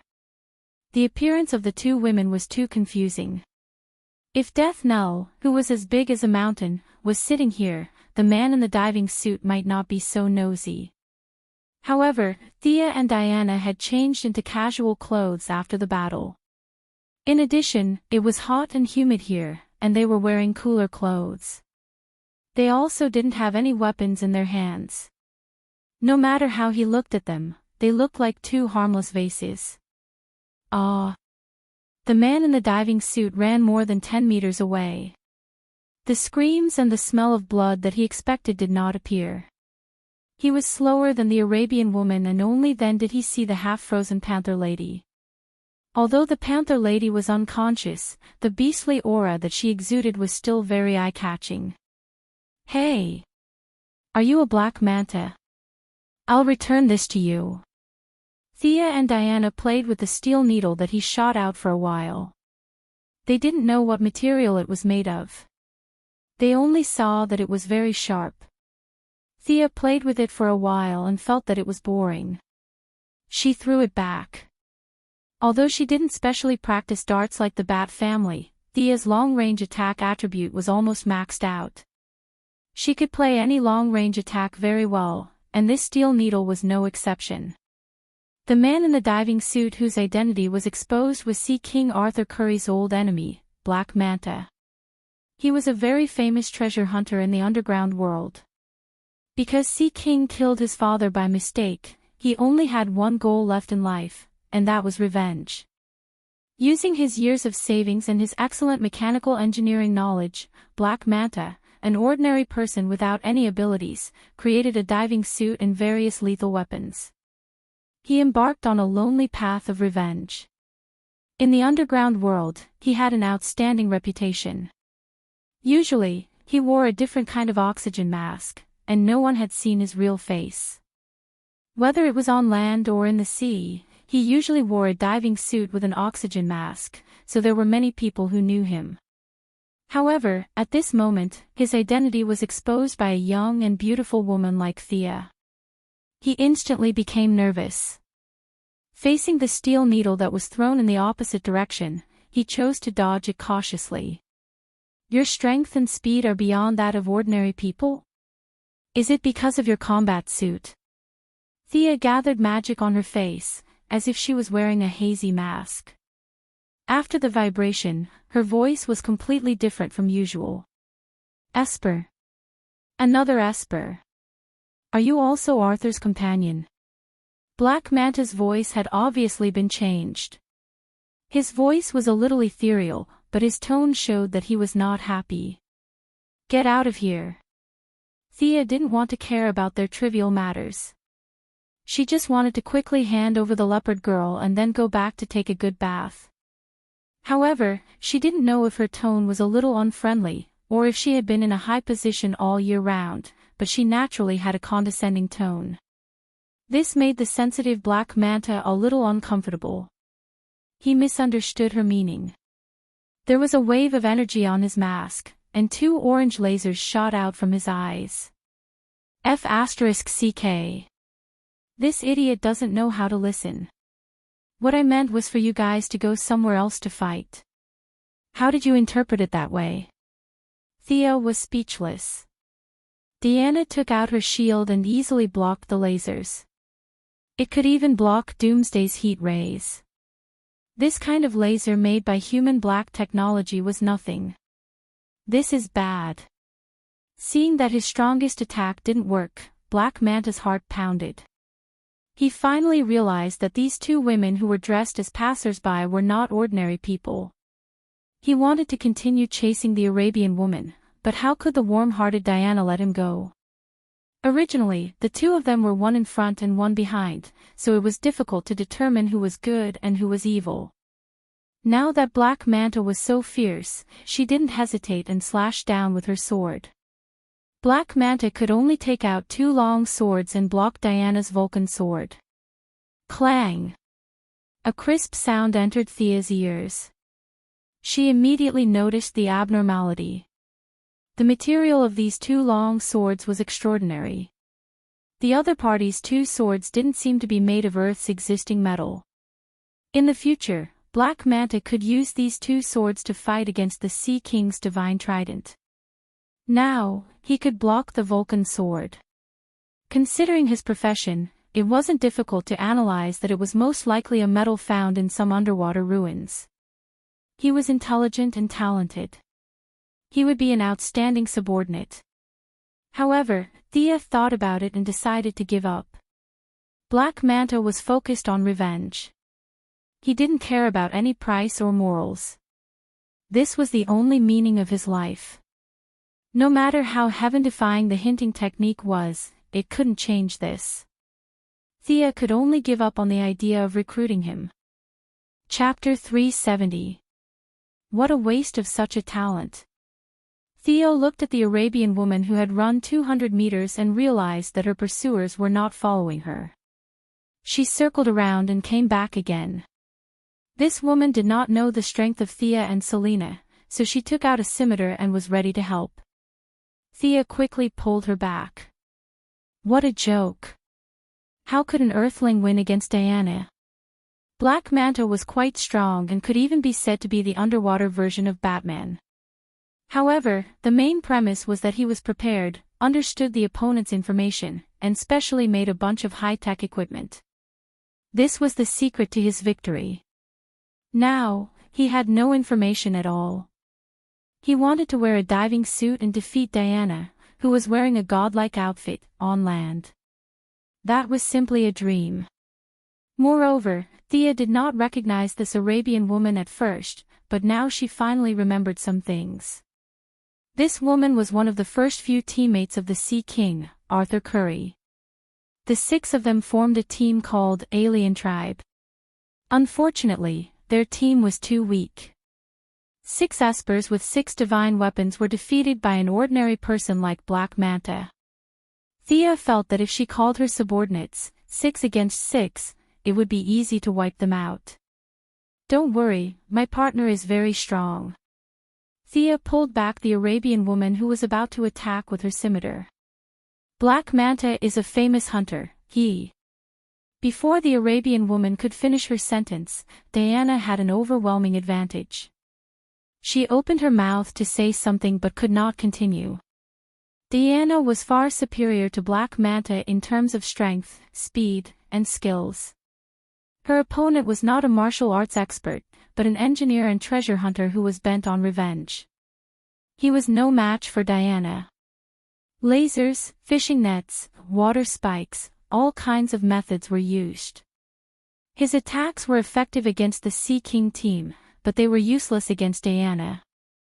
The only thing worth praising was his diving suit. It was unknown what material it was made of, but Diana saw a flaw in it. She slashed the fire god's sword diagonally, and a huge force acted on the soft diving suit. There was an obvious dent, but the diving suit's toughness and density were extremely good. After a slight dent, it immediately returned to its original state. It actually did not break. Anti-piercing and anti-slashing. Diana put away her shield and feinted with her left foot. When Black Manta dodged to the side, she clenched her right fist and punched him in the stomach. The other party was just an ordinary human. She did not use the power of the silver bracelet. Otherwise, the power of 1,000 tons would have split him in half. The punch landed squarely on the Black Manta Ray's lower abdomen. The special diving suit's texture was indeed excellent, but it was useless in the face of pure strength. Diana's normal attack was not something an ordinary person could withstand. The other party's oxygen mask was airtight. Whether it was diving or fighting underwater, it was a very useful equipment. However, this time, he suffered. A large mouthful of blood rushed to his mouth, but the airtight mask caused the blood to flow back into his trachea, almost causing him to suffocate. He wanted to cough, but he couldn't. He wanted to swallow, but he couldn't. Not daring to continue fighting, he turned around and ran. "Come back here. Tell me, what's your motive?" Diana pulled the black manta ray back. Following her question, the mantra lasso flashed with light. Collect 3 artifacts of the god of death, find the 7th artifact, rule the land, and kill the Sea King. Black Manta was really shocked. Although he tried his best to resist, the power of the artifact was no joke. Even the gods had to tell the truth in front of the lasso of mantra. He was just a mortal, so he could not control his mouth at all. He told Black Manta everything that he wanted to know. These words did not mean anything to Diana. The Arabian woman did not understand the power of the mantra lasso, so she was skeptical. However, when these words fell into Thea's ears, she could not help but ponder. Thea only knew the story of the Sea King, Arthur Curry. The god of death mentioned by Black Manta was the first king of Atlantis. She vaguely remembered that the 7th artifact was a magic staff. There was no doubt about its power, but if he wanted to rule the land with a magic staff, it was time to wake up. Magic staff. Magic staff. A thought suddenly appeared in Thea's mind. Although it was not impossible to cast spells with a sword, it looked more like a Maoshan Daoist than a mage. If she got the magic staff, would it be more beautiful the next time she cast spells? This thing is destined to be with me. Sia nodded silently. Initially, she did not care much about this matter, but now, her attitude had changed. She only remembered that the god of death's relics were left on a small island in the Atlantic Ocean. The Sea King 6 knew the exact location, but she did not. Your enemy seems to be planning a big conspiracy and needs us. Thea put on the face of a righteous friend and said to the Arabian woman. However, before she could finish, she was interrupted by a flash of golden light. Teleportation. Thea felt that this unknown rainforest was getting more lively.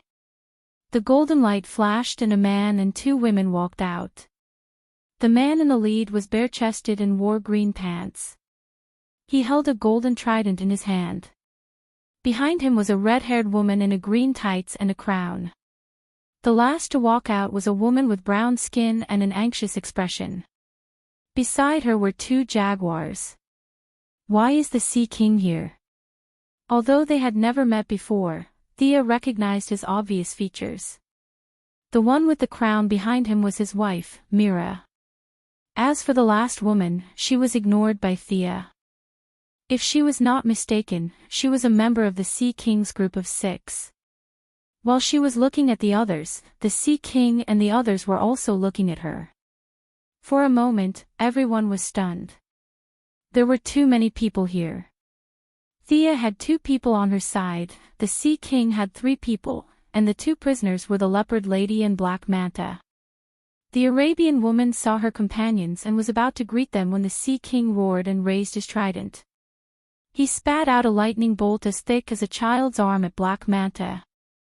Although she didn't think that Black Manta was a good person, she didn't want others to hurt her own prisoner.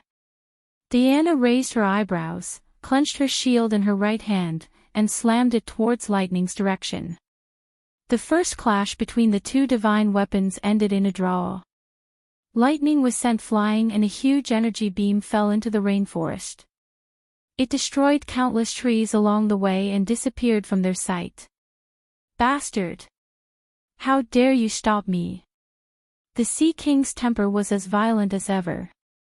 Diana wanted to argue with him, but seeing how rude he was, she did not waste any more time. She tied Black Manta up tightly with the lasso of truth and raised the guardian silver bracelet on her wrist. A violent energy gushed towards the Sea King from a few meters away. The Sea King did not expect this woman to be able to block his lightning. When he felt the invisible energy from the guardian's silver bracelet, he did not dare to be careless. He swung his trident like a windmill. Bam! Bam! The trident was wrapped in a layer of golden light. As the Sea King spun, the golden light resisted with all its might. The Sea King was pushed back 30 meters by the guardian's silver bracelet's energy before he stopped. Woman, you. The Sea King calmed down and tried to explain. However, Diana's current goal in life was to eliminate the discrimination between men and women. The Sea King's words did not make her feel comfortable. Instead, it made her even angrier. She did not waste any more time and slashed her sword at him. Chapter 371. Is your innate incompatibility to this extent? Thea was speechless. She only remembered that these two were fighting in the Flashpoint paradox, but this wasn't the Flashpoint. These two were fighting inexplicably. Thea wanted to stop them, but she didn't know where to start. She turned her head and was about to let the Arabian woman speak to persuade them to quickly bring her to get the staff. When she turned her head, she saw the brown woman's two leopards wagging their tails and begging the leopard girl. The leopard girl had woken up at some point, her yellow eyes emitting a terrifying light. The brown woman kept talking to Mira. The Sea King's wife looked a little unhappy, but she still raised her hands and a large amount of water appeared. She wanted to break the ice that trapped the leopard girl. Stop. Thea knew that this was very melodramatic, but she still had to exchange for Amanda's adult favor. She had to stop them from releasing the leopard girl. She didn't have time to wear her armor and instantly shot 3 flame arrows at Mira. Surface person. How dare you attack me? She didn't know if Mira's good relatives came today, but it was as if she was possessed by a brainless unhappiness. Her hands were surrounded by water, and the water was gently stroked by her and turned into dozens of cold arrows, meeting Thea's magic arrows. The 2 arrows met in the air. Thea's magic was more pure, and Mira's was more numerous. The 2 were evenly matched. Yawala, what are you doing? They're not bad people. The Arabian woman hurriedly pulled the brown woman who was about to attack Thea. Cassina, are you okay? But my animal companion said they're bad people. The brown woman, Yawala, also noticed the problem and hurriedly called for her pet. But the pet that could die for her in the past didn't respond to her call. The 2 leopards were trying their best to help the leopard girl escape. Looking at the leopard girl's beast-like vertical pupils, even a simple person would know that there was a problem. The helpless thing was that no matter how the brown woman called, the 2 leopards ignored her. If their claws were broken, they would bite them with their teeth. If their teeth were broken, they would hit them with their heads. The ice on the leopard girl's body gradually cracked. You too, stop the leopard. The woman in the ice has blood on her hands, don't let her come out. If you have more time, try to persuade this woman opposite me. Thea's strength was higher than Mela's, so she still had the time to observe the battlefield. The Sea King's 2 companions had no choice but to pull the 2 jaguars. The Arabian woman had been chased by the black manta ray for dozens of miles and was already exhausted.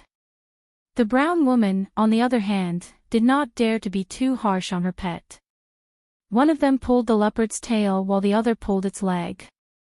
The leopard ignored them and only cared about saving the leopard girl. Idiot!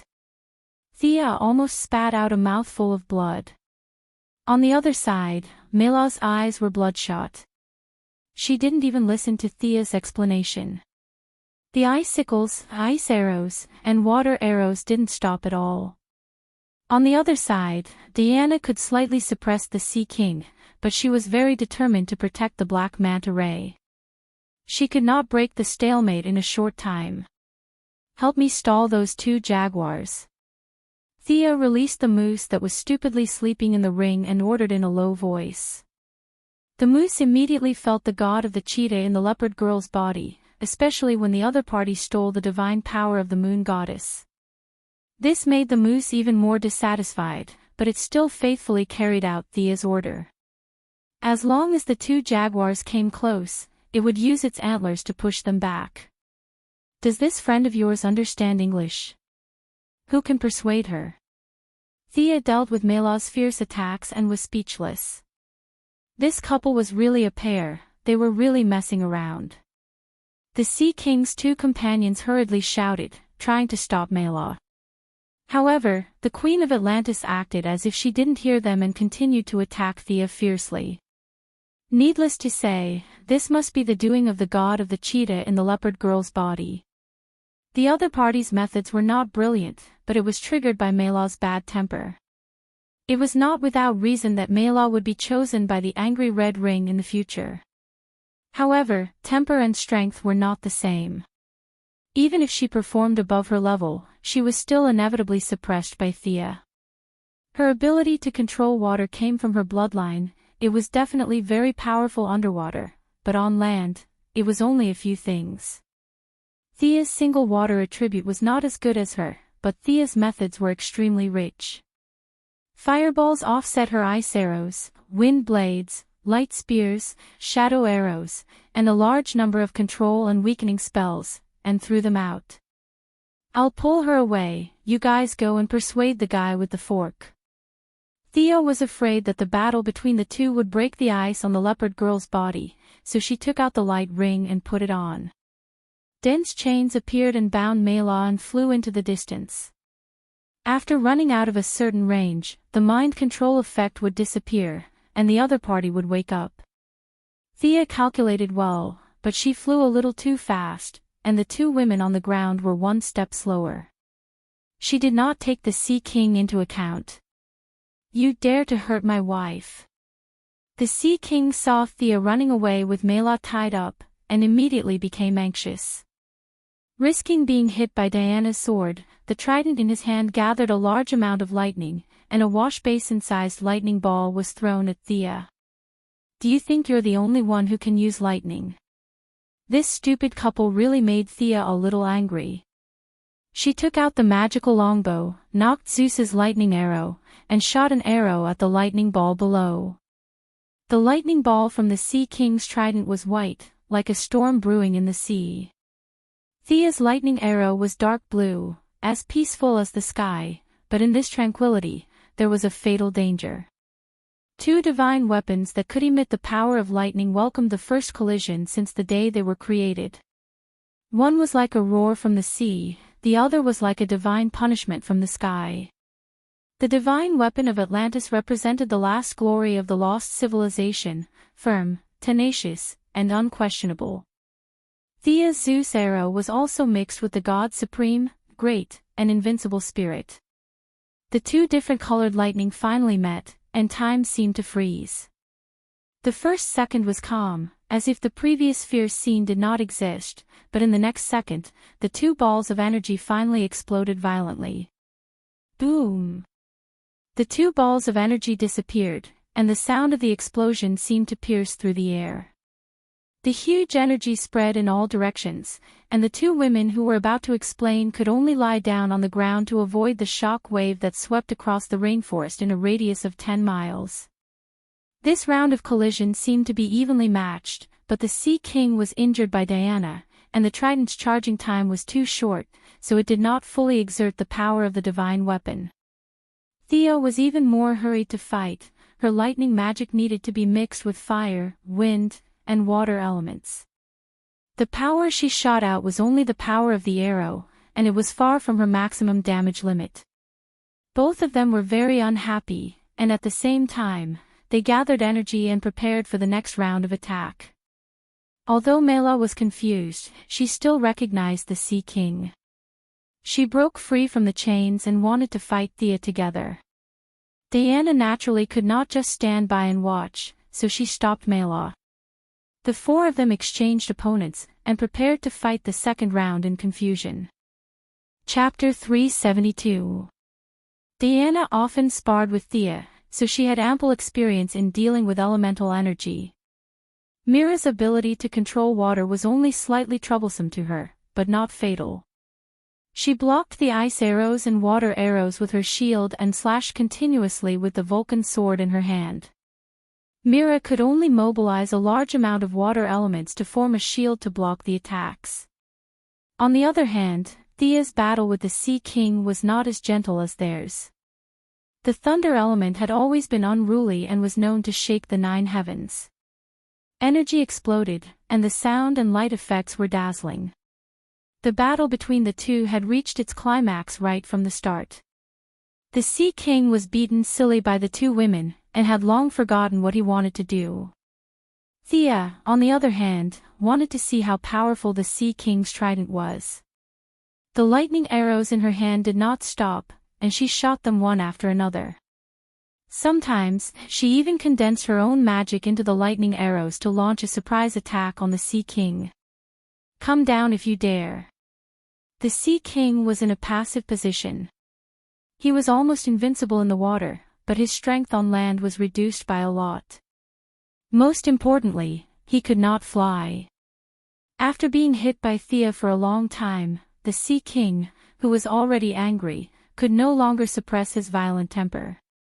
Thea, who was hovering in mid-air, did not just shoot arrows. She also threw a few weakening spells from time to time. However, it was unknown whether it was because of the trident in his hand or because of his Atlantean bloodline, but the Sea King's magic resistance was surprisingly high.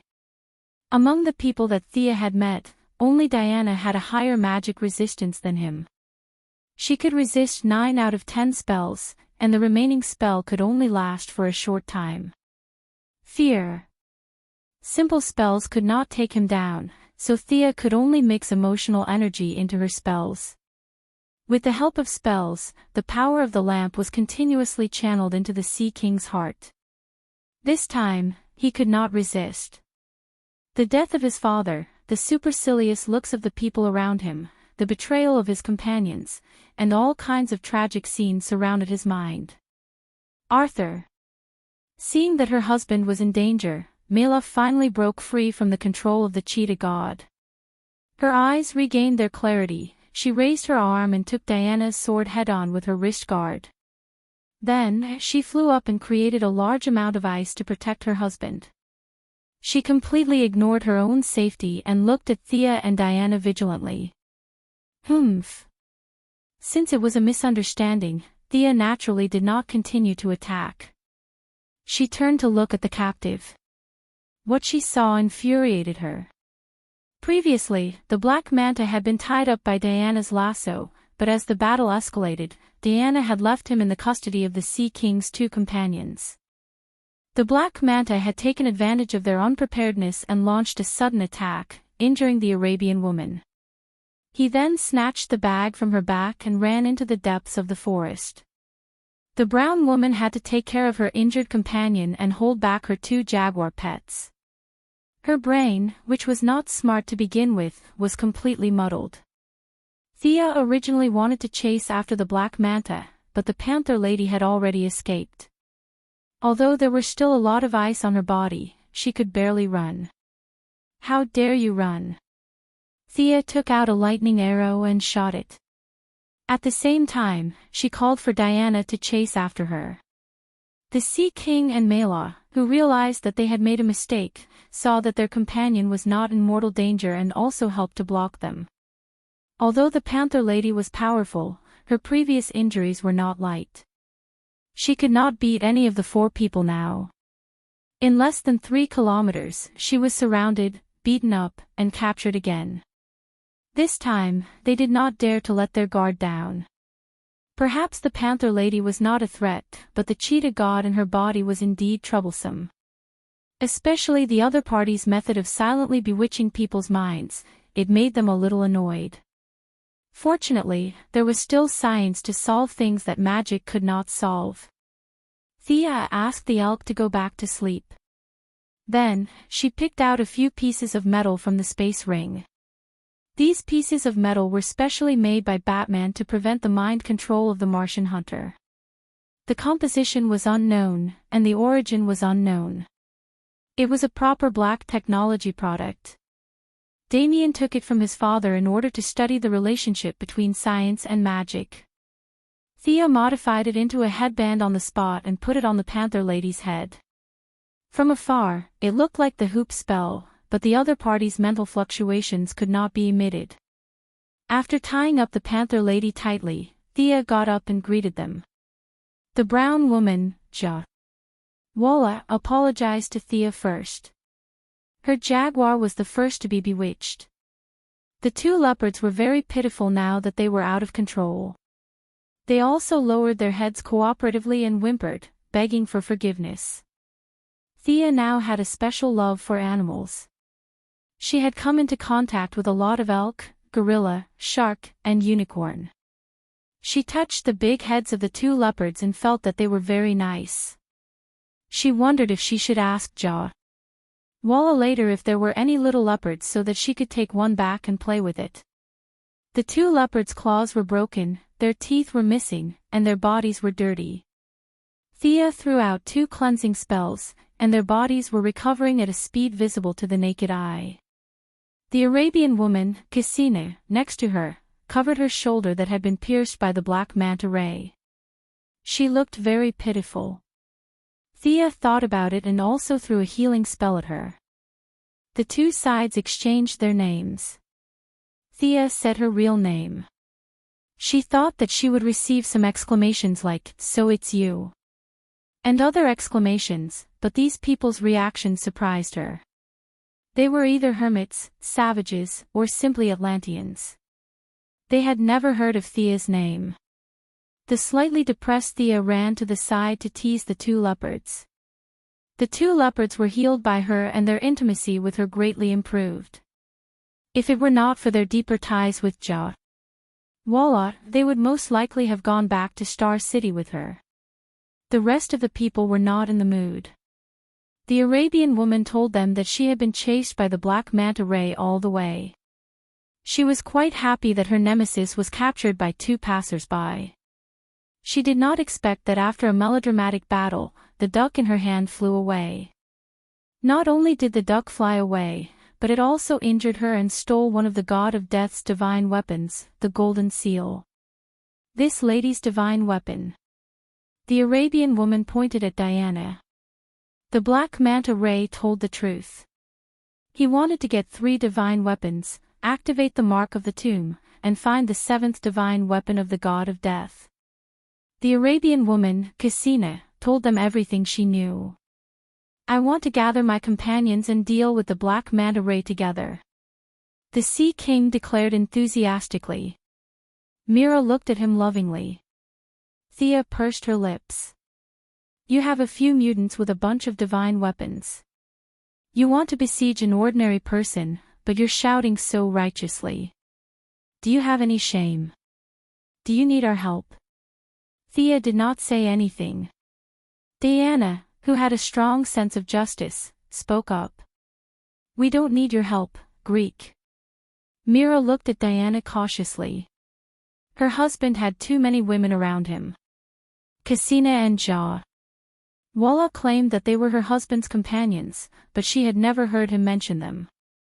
Mira, who was blindly in love, was like a female beast, watching every woman who approached her husband. Chapter 373. Thea was unhappy when she heard the hostility in her tone. Greek. The Greeks used to fight alongside the Atlanteans. You're not looking down on your former allies, are you? Besides, I don't think you're an Atlantean. You're from Zebul, right? You're in exile from Atlantis. Ha! The Sea King was confused. He turned to look at his wife. Mela avoided the Sea King's gaze with a hint of panic in her eyes. Thea continued, "King of Death. Is that what you call him? Don't you know that his real name is Atlan? He's the creator of Atlantis, the first king. To think that you descendants would call him the King of Death. That's ridiculous." Diana also assisted, "I know Atlan. Mother mentioned him in her books. He was a great king. His achievements were comparable to the sages in the history of human heroes." The Sea King Arthur Curry was speechless. Half a year ago, he was still guarding the lighthouse in Maine. How would he know about these secrets from tens of thousands of years ago? When others called him the King of Death, he just followed suit. Now, he realized that something was wrong. It sounded like an ancestor. Atlan is the King of Death that you speak of. He built Atlantis on land. It was a civilization before Earth's civilization. The King of Atlan was broad-minded. He abandoned his prejudices and accepted all races. As long as they agreed with his ideals, he would see them as part of Atlantis. Thea began to teach them. Of course, these things were brought from her memory. Diana knew that she had read countless books and was not surprised. The Sea King and his wife listened with great interest. It had always been the Sea King's goal to promote harmony between the people on the surface and underwater. Now that he heard that his ancient ancestors had done the same, a strong sense of recognition surged in his heart. Unexpectedly, Thea took a 180-degree turn. What she said next gave him a heavy blow. The King of Death's inclusive policy caused strong dissatisfaction among the conservatives. His younger brother launched a coup and took away the Sea King's trident that symbolized authority. The founder of the kingdom was expelled from his home by his family. You mean? The Sea King raised the trident in his hand, his face full of disbelief. My ancestors were traitors. Thea shook her head slightly. Traitor or not, the truth has long been lost to history. But I only know that the seventh divine artifact that you were discussing just now is not correct. He pointed at the trident in the Sea King's hand. This trident was forged by the god of death in his early days. After he was exiled from his country, he forged 6 new divine weapons. You have 5 of them, and the remaining one. What about the last one? The few of them hurriedly asked. Even the 2 jaguars lying on the ground, unable to understand human language, pricked up their ears to listen. Thea was a little hesitant. According to the records, the god of death created a staff in the end. The power of this staff was almost infinite in his hands. He sank the entire continent of Atlantis with one blow. I think it's a bit of a boast. Divine weapons are not that powerful. Diana explained calmly. Thea did not say anything. Either the full power of the staff could only be unleashed in the hands of the god of death, or he found some magic node, like the Purgatory Island where Oliver stayed for years. Otherwise, sinking the continent with one blow was too powerful. We can help you fight against the black manta rays, but the god of death's staff is too dangerous. We can't leave it in the hands of the Atlanteans. Thea finally revealed her purpose, and then threw a big bomb at them. The god of death disappeared after sinking Atlantis. Many people thought that he had crossed the boundary between life and death and was still sleeping somewhere. The human scholars, the Greek gods, and your records all called him the god of death for this reason. The few of them were not fools. They roughly understood Thea's meaning. If they kept it in their hands, they would only be able to fight the god of death. If they gave it to Thea, they would have someone to share the hatred. Maybe the god of death would come back to life and attack the continent directly. Mela thought this was a good idea. She winked at the Sea King and asked him to agree. The people on the continent. The Sea King was still a little hesitant. Should the god of death bomb explode on the continent or on the Atlanteans? He can't unleash his full power without the divine weapon. There are so many people on the continent. As long as he appears, he will be discovered. Thea felt that the old zombie would not be able to withstand 2 punches from Superman. Taking his equipment would not be a problem at all. Well, as the king of Atlantis, I agree to your request. The god of death's staff will be kept on the surface. The Sea King did not care about the divine weapon. The 5 divine weapons that he found that day were distributed to his friends. He did not want the flashy armor that was originally given to him when he inherited the throne. He only wore a belt that symbolized his royal power and took a trident. The two sides happily finalized the details. Vara, who had the teleportation pearl, went to pick up their remaining friends. The few of them gathered quickly. They were the war prisoner, who wore the god of death's golden shackles and could cast a protective field. The detective, who held a golden key that could open any lock. The last to arrive was Vostok. He wore a golden helmet on his head that had no water, no air, and did not need to eat or drink. Vostok was an astronaut who grew up in a claustrophobic environment. Mela saw that her husband's other three companions were all men and heaved a sigh of relief. Before they could officially discuss it, Amanda arrived. So many people. Detective. Why are you here? When did you send me the document I asked you to look for last time? When Amanda got off the plane, she immediately saw the detective, who was wearing high-tech equipment and didn't expose a single bit of his skin. She then looked at the war prisoner. Soldier, which unit are you from? I think I've seen your number before. Thea quickly pulled her aside. Amanda was almost obsessed with rebuilding her suicide squad.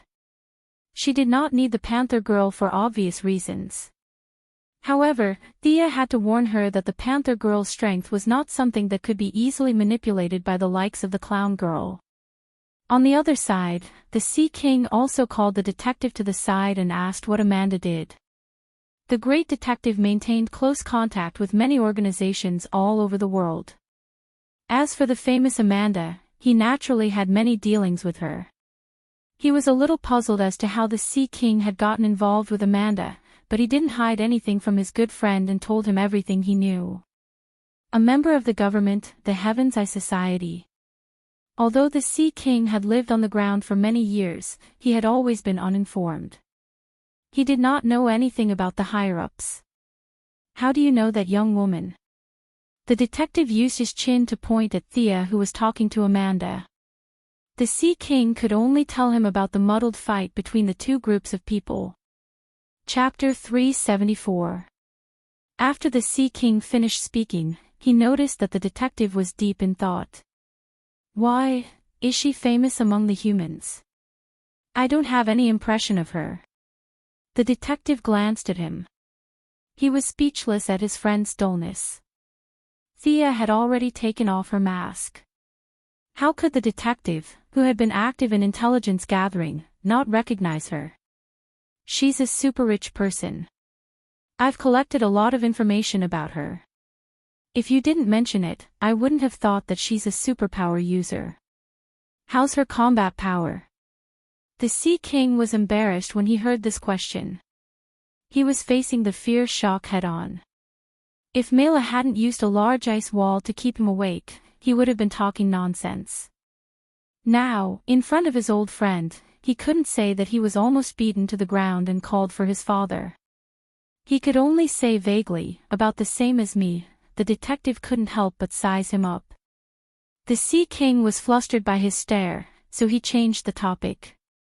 Arthur, if you want the people on the surface and underwater to live in harmony, she can provide you with some help.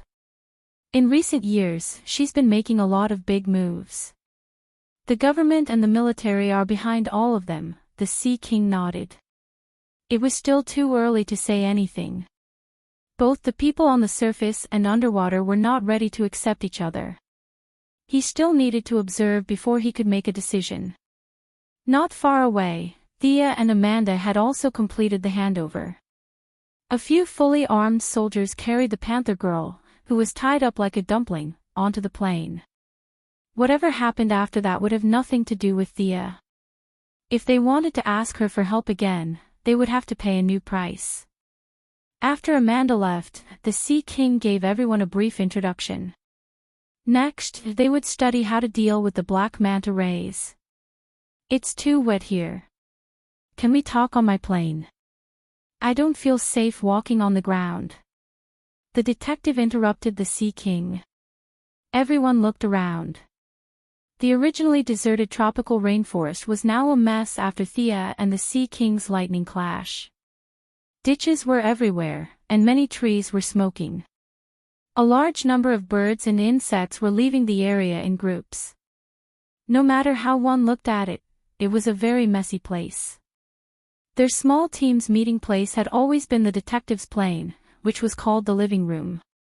Yavala used her divine artifact, the golden ball, to open a long-distance channel and teleported them to the plane 10,000 meters above the ground. This was Thea's first time using someone else's teleportation door. She could only say that it was indeed a divine artifact. It was convenient, fast, stable and efficient. As long as she remembered a certain location, she could teleport there regardless of the distance. The only regret was that this thing could be used by anyone. After all, Thea and Diana were outsiders and did not participate in their discussion. Miraculously, their small team had subconsciously excluded Mira, the Sea King's wife. The Sea King was muddle-headed and did not realize that something was wrong. At this moment, Mela's grievance was indescribable. Originally, she and the Sea King were living a good life in the lighthouse at Cin Port. Suddenly, Yawala teleported over and said that Casina was in danger. Her husband hurriedly brought her here to save him. In all honesty, Mela did not know any Yawala or Casina at all. Then, she was bewitched by the cheetah god and fought with Thea and Diana for a long time. In the end, she ran to this plane to discuss countermeasures. God had mercy on her, she did not even know who the enemy was. In her own tribe, Mela was the symbol of royalty because of her ability to control water. In Atlantis, she was also trained to be the queen. Now that she was being ostracized by the Sea King's small team, she was very sad. However, she could not show it on her face and could only stand outside and watch them discuss. After listening for a while, Thea understood why they could not defeat the Black Manta Rays. Casina was known as a prophet, but in fact, her ability was very limited. She was similar to Lisa Dracker, who worked under Sinisto. She could only predict what would happen in the next few seconds. Yawala was a wild child who grew up in the jungle. The fact that she could stutter and speak English was a sign of her talent. Asking her to come up with ideas was just a dream. Prisoner of War was always surrounded by the souls of his comrades and was immersed in his own inner world for 59 out of 60 minutes. On the other hand, Vostok was severely autistic. He would rather wear a helmet that did not allow him to eat and hide for 2 years than speak a word to others. In their team, the only two who could come up with ideas were the detective and the Sea King. However, the detective was an old man in his 70s and was very conservative. He suggested to the Sea King that they should split up again and lure the Black Manta Rays to steal the 3 divine artifacts. Then, they would set up an ambush. The Sea King naturally would not let his companions take the risk. His idea was to find the other party and fight directly. The detective would never agree to it and the two argued for half an hour. In the end, the Sea King was prepared to jump off the plane alone to chase after the Black Manta Rays. Thea quickly stopped him. The Black Manta Rays were just ordinary people. It was not a big deal. It was as if they were disbanding. Arthur, my satellite has found traces of the Black Manta Rays. He is buying some equipment in a black market in Germany. In fact, the satellite was just a lie.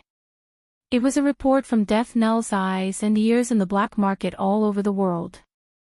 Let's wait until there is no one around and take him down. Thea generally supported the Sea King's idea. According to the old detective, it was not necessary to go through so much trouble just for a surprise attack. Now, with Thea, Diana, Mira and their small team, there were 9 of them. More than 10 divine artifacts could not take down the Black Manta Rays. Thea did not believe it. The Sea King received unexpected support and gave the old detective a provocative look. The old man was very well-mannered and was not in the mood to care about the young man's smugness. He asked for the coordinates that Sia had mentioned and piloted the plane to fly straight to Germany. Thea transferred 2 more satellites to Europe and the signal was directly transmitted to the old detective's plane. It was not difficult to find the Black Manta Ray's unique diving helmet using facial recognition. The Black Manta Ray's figure soon appeared on the plane's display screen. How do we go down to catch him? The few of them scratched their heads. Thea asked carefully and found out that Javala's teleportation divine artifact could only be used by people who had been to places or people who were very familiar with them. She had only met the Black Manta once and was far from being familiar with him. We still have to do it. Thea was delighted. Put on your equipment. I can teleport you all over. You can teleport too. With the help of the two jaguars as a bridge, Javala was the closest to Thea in the Sea King's team. This girl who grew up in the jungle asked in disbelief. What did she mean by, I can teleport too? Thea pursed her lips.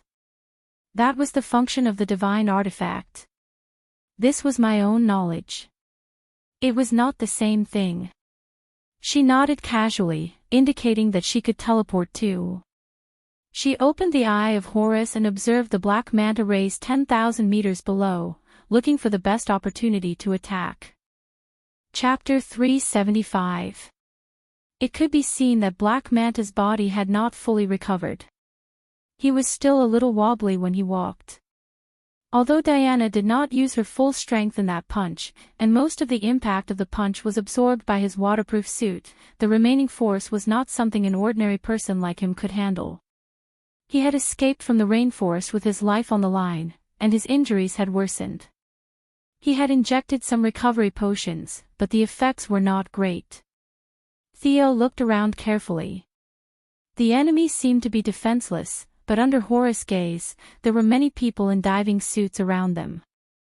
If she was not mistaken, they should be Black Manta's subordinates.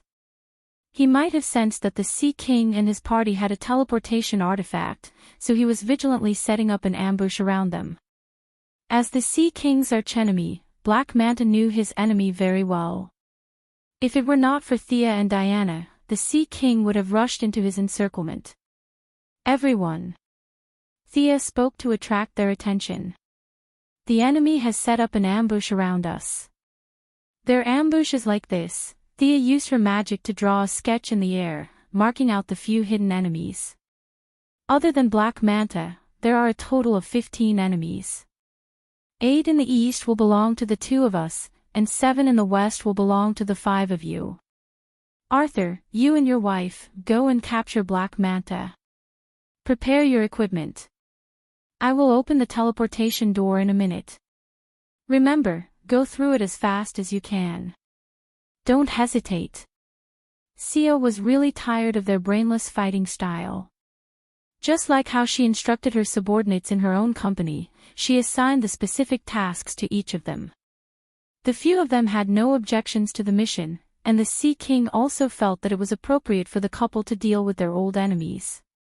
The old detective was a little dissatisfied, but he forced himself to endure it when he considered her identity. Let's go.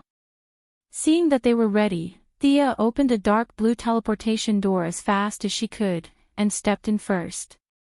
The others followed closely behind, and walked out in a single file. Attack! The enemy is here. Black Manta Ray suddenly saw a dark blue portal not far away. He immediately knew that something was wrong and gave the order at the same time as Thea, who had stepped out of the portal. Thea's divine longbow was extremely fast. In the blink of an eye, she shot down 4 men in diving suits. Diana's long-range attacks were slightly slower than hers. She used her lassos to trap 2 men. The other 2 jumped over and knocked them down with a punch. On the other side, the Sea King's 5 companions had also defeated 7 ambushers. Everyone looked at the Sea King who was fighting. Don't interfere. This is between me and him. Sea King Arthur Curry even stopped Mira from helping. He was determined to defeat Black Manta with his own hands. Black Manta also realized that this was his last chance for revenge. His 2 long swords danced like windmills. He no longer thought about escaping or treating his injuries. All he wanted was to kill Arthur Curry. Even though the Sea King's physique was superior to Black Manta's in all aspects, Black Manta's technological equipment was specially prepared to deal with the Sea King. The two of them were evenly matched. The lightning from the Sea King's trident was offset by the laser from Black Manta's oxygen mask. The two of them fought as if their lives depended on it. The Sea King's tactic was to exchange injury for injury. However, his huge strength did not cause much damage to Black Manta's diving suit. Instead, the Sea King, who was not wearing a shirt, was slashed twice. Blood gushed out and flowed down his pants to the ground. "Do we need to help?"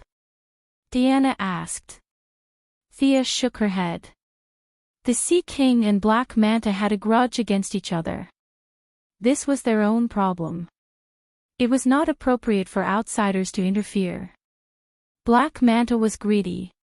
He went to steal the Sea King's blood and accidentally injured the Sea King's father. The Sea King naturally went to seek revenge. However, after he killed Black Manta's father by mistake, he found out that his father was only injured at that time and died of a heart attack. The target of Black Manta's revenge was instantly reversed. In his grief and anger, Black Manta used up all his wealth and challenged the Master of the Seven Seas as an ordinary human. His actions were not to be judged, but his courage was worthy of praise. Thea saw courage in him that was not inferior to the Green Lantern's. It was totally possible for a few people to besiege the Leopard Lady because she was possessed by an evil god. However, if a group of people besieged Black Manta, Thea felt that she had become the villain. It was better to let him and the Sea King fight slowly. The Black Manta Ray gave it his all and found an opening. He used a huge fishing net to trap the Sea King and stabbed him with two sharp blades. The fishing net was made of an unknown material. The more the Sea King struggled, the tighter it became. The tall Sea King was trapped in a bowl. The trident in his hand was a long weapon and could not be swung. He could only give up the trident and tear the fishing net with both hands. Pfft! Black Manta was waiting for this opportunity. He stabbed him with two long blades. Unfortunately, no matter how good his calculations were, he was just an ordinary human. The Sea King was a hybrid of human and Atlantean. His natural strength, agility, and reaction speed were all above that of humans. Facing the two deadly long blades, the Sea King tilted his body slightly. One of the blades stabbed into his left shoulder and the other into his arm. His muscles tightened as he clamped Black Manta's long blade. He used his free hand to clench his fist and hit Black Manta's oxygen mask with all his might. One punch, two punches, three punches. Black Manta also realized his mistake. He wanted to let go of his blade and distance himself again. However, the Sea King changed from hitting to grabbing. He grabbed the air supply pipe at the edge of his oxygen mask and used his head as a hammer to hit Black Manta's oxygen mask. This fight is too ugly. Sia had the urge to cover her face. The Sea King seemed very brave in the battle, but if one were to compare the physical attributes of both sides, one would realize that he was completely relying on his own high attributes and high recovery speed to bully his opponent. Diana, who admired the classical beauty of Greece, also turned her face away. Using brute force to defeat an opponent who was obviously weaker than himself was not the glory of a warrior. Mela did not care. In fact, she was happy with whatever her husband did. The Sea King's friends were also excited. They were just short of clapping their hands to cheer him on. Black Manta was knocked out of his senses. The laser on his oxygen mask fired continuously, hitting the Sea King's face and chest until it was a bloody mess. The Sea King ignored these injuries as if he had gone berserk. He kicked Black Manta to the ground and learned the tactic that Batman used against Bane. Pull out the tube. He grabbed the tube on Black Manta's oxygen mask and pulled it out. With a crack, one of the oxygen tubes was forcefully pulled out. A large part of the oxygen mask was also torn apart. An African man's face was revealed. The laser on Black Manta's oxygen mask was completely useless. However, he still had a lot of equipment on him. The two of them fought hand to hand. Each of the Sea King's punches caused great damage to him. However, Black Manta was also ruthless. He used all kinds of weapons on the Sea King. Water spikes, brass knuckles, stun guns, ropes with sharp blades. Black Manta used whatever he could grab. In the end, he even stuffed a mini mine into the Sea King's wound. Chapter 376. Boom! The continuous attacks made Black Manta a little dizzy. There was a mistake in the estimation of the detonation time of the mine. Just as it got close to the Sea King's skin, it exploded on his own hand. Both of them suffered a violent impact. Although Black Manta's left hand was cushioned by the diving suit, it was still seriously injured by the explosion. Not to mention the shirtless Sea King, he took half of the explosion. The original 5-centimeter wound was blown into a big hole, vaguely showing signs of internal organs. Don't come over. The Sea King, who was stunned by the explosion, quickly stopped them when he saw that they were about to attack. The enemy was only left with a sliver of health, he could not let them take advantage of him. He staggered to Black Manta's side and raised his huge fist. When he realized that his opponent's diving suit had excellent defense, he attacked his opponent's half-exposed head. Do you admit defeat? How dare you chase after my companion? How dare you offend the dignity of Atlantis? After all, Black Manta was just an ordinary person. He could not take 2 punches and fainted in a daze. Although the Sea King's recovery was strong, he was still in a trance. He was relying on the unyielding belief in his mind to support himself as he punched again and again. Arthur, he has lost consciousness. You are the winner. Mela looked at her husband like a crazy fan, her eyes full of love. I won. Yes. I won. The Sea King, Arthur Curry, stood up with his tall body and raised his right fist. He was enjoying this hard-won victory. Thea saw this scene and clenched her teeth. The Sea King was now covered in wounds. There was a long sword in each of his shoulders and arms. There were also many steel needles, daggers, and other sharp weapons on his body. There was a big hole in his stomach and a rope full of barbs was wrapped around his neck. The left side of his face was burned by Black Manta's laser. Those who knew would say that Black Manta had many tricks up his sleeves to counter the Sea King. Those who did not know would think that he had gone to play the role of Whitebeard in the war. You beat up an ordinary person who has not received any combat training. You still have the guts to raise your arms and cheer. For the sake of the Death King's staff, in order to maintain a friendly relationship with Atlantis, Thea turned her face away and resisted the urge to complain. The fight was too fierce. Thea waited for a while before the Sea King stopped waving his arms and shouting in a particularly silly manner. Thea guessed that he was most likely too heavily injured to continue shouting. Thea raised her hand and cast a healing spell on him. Although his recovery ability would greatly increase once he entered the sea, Thea was afraid that he would die before he could reach the seaside. Based on the principle of fairness, he also cast a healing spell on the Black Manta on the ground. He did not have the Sea King's regenerative abilities, and his face was deformed as if he had been run over by a train. Without external healing, it would take at least a year or so for him to recover. Black Manta was securely tied up, and his men were of no consequence. The few of them did not have time to discuss. Vala opened her divine artifact teleportation door and teleported everyone to the beach. Because the Sea King Arthur Curry was bleeding non-stop, his recovery speed was not as fast as the bleeding speed, and he was so weak that he could not speak. After being teleported to the North Sea, Mira gently controlled the water and swept her husband into the sea. The few of them waited for less than half an hour before they saw the lively Sea King reappear in their sight.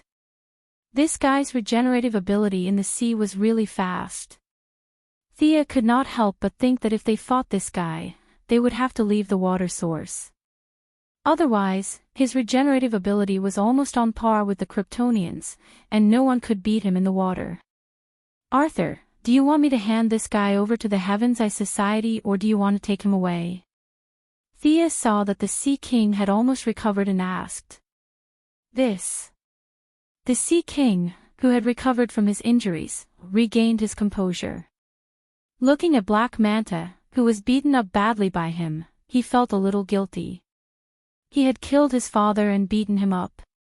It seemed too cruel to hand him over to the Heavenly Eye Society now. He deliberated over his words. He has killed many Atlanteans. I want him to be brought back to face trial. Thea nodded and acquiesced to this solution. The Black Manta was almost harmless to the land. If the Sea King wanted to save his life, he would only be asking for trouble. However, that had nothing to do with Thea. The Sea King wanted to bring the Black Manta back to Atlantis. He did not arrange for a tour. Now that she had the water attribute, Thea, who did not like to go into the water, naturally did not mention it. She remembered that the Sea King's family was still in a mess, and she was not interested in getting involved. A white light flashed on the trident. Even without an oxygen mask, the Black Manta could be dragged into the sea. Everyone watched as they swam into the deep sea. Thea and the rest returned to the plane and rushed to Death King's Island. When they arrived at the Atlantic Ocean, it was already night time. A thin layer of fog rose from the surface of the sea, and the waves rose and fell gently. Occasionally, there would be a few scattered islands. If they were here for sightseeing, the environment would be very beautiful. Unfortunately, it was not the Death King's Island that they were looking for. Thea, Diana, and Mira had not been here before. The task of finding the way was naturally left to the Sea King's friends. However, these people were either autistic, mentally ill, or had never learned geography. They did not refuse at all. The task of finding the way automatically fell to the old detective. At first, the old man patted his chest and said that there was no problem. However, after wandering around the Atlantic Ocean for an hour, his tone was not so sure. In this hour, the old man patted his chest more than 10 times. However, his words became less and less confident. At first, he said, "It's around here." Now, he said, "It's probably around here." In desperation, they could only land on an island. Mira used her special communication method to call the Sea King. They waited in boredom. Midway, Diana sparred with the few of them. Thea and Yawala went back to her jungle and hugged a 1-month-old jaguar.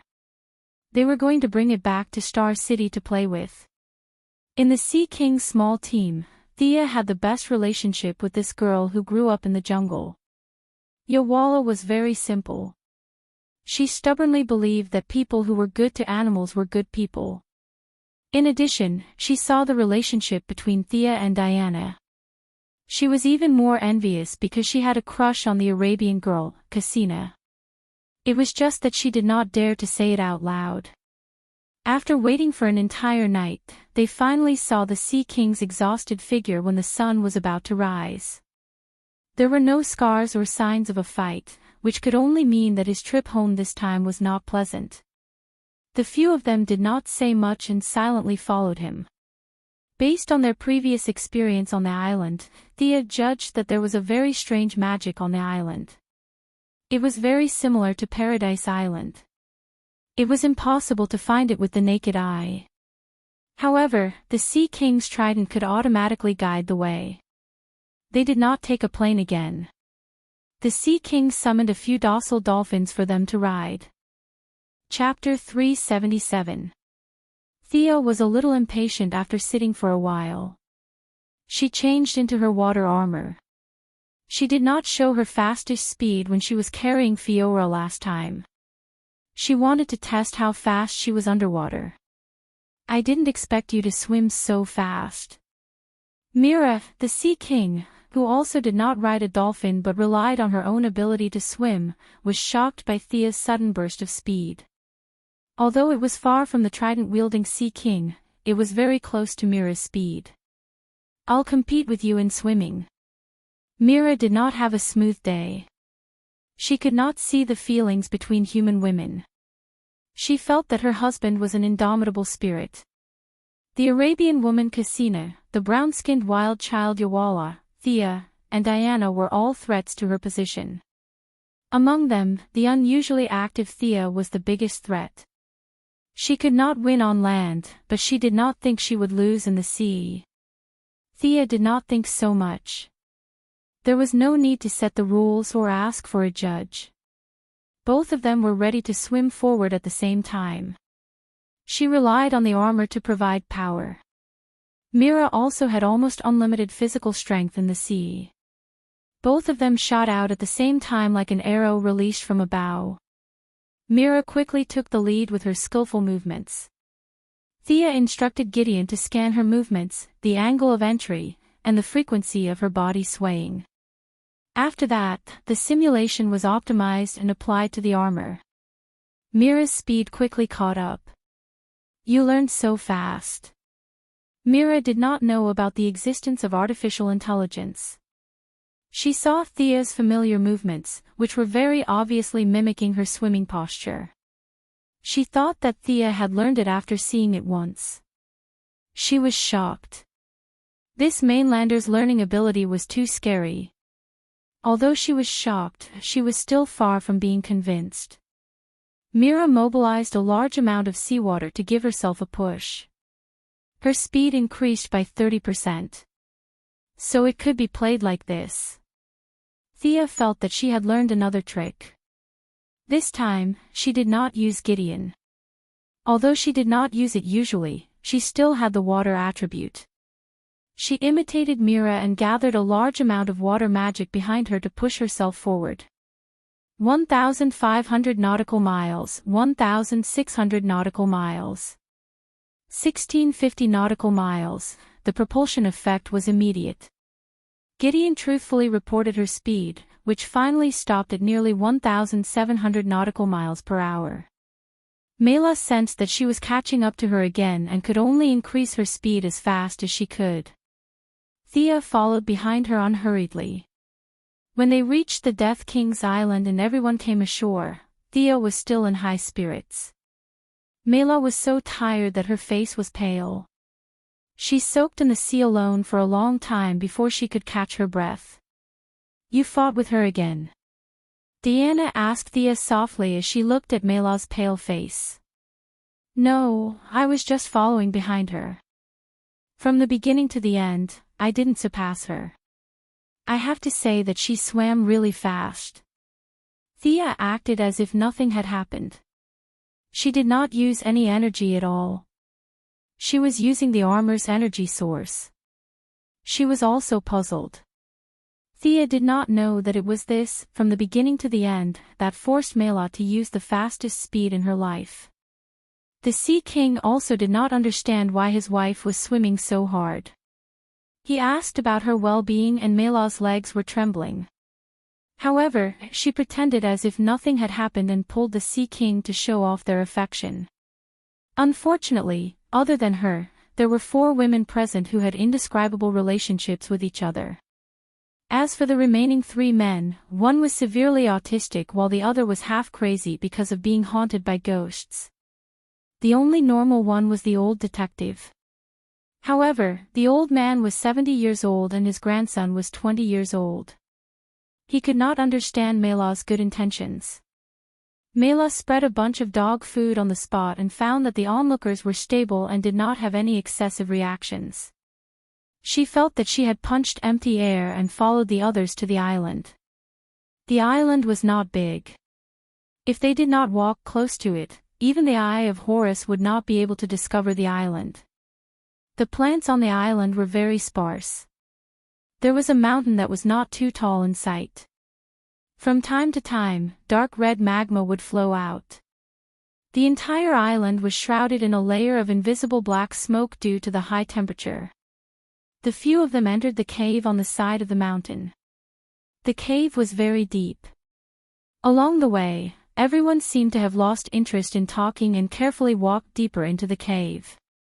After walking for an hour through the winding bends, the view in front of them suddenly opened up.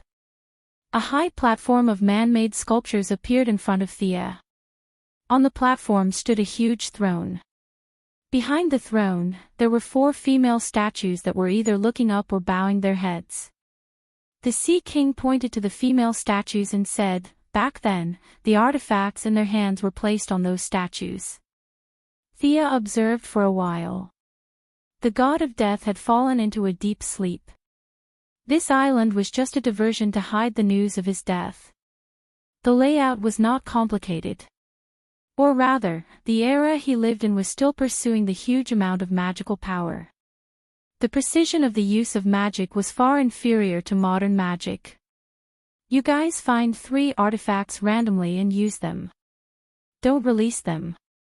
I will find the frequency of the resonance and we can open the secret compartment.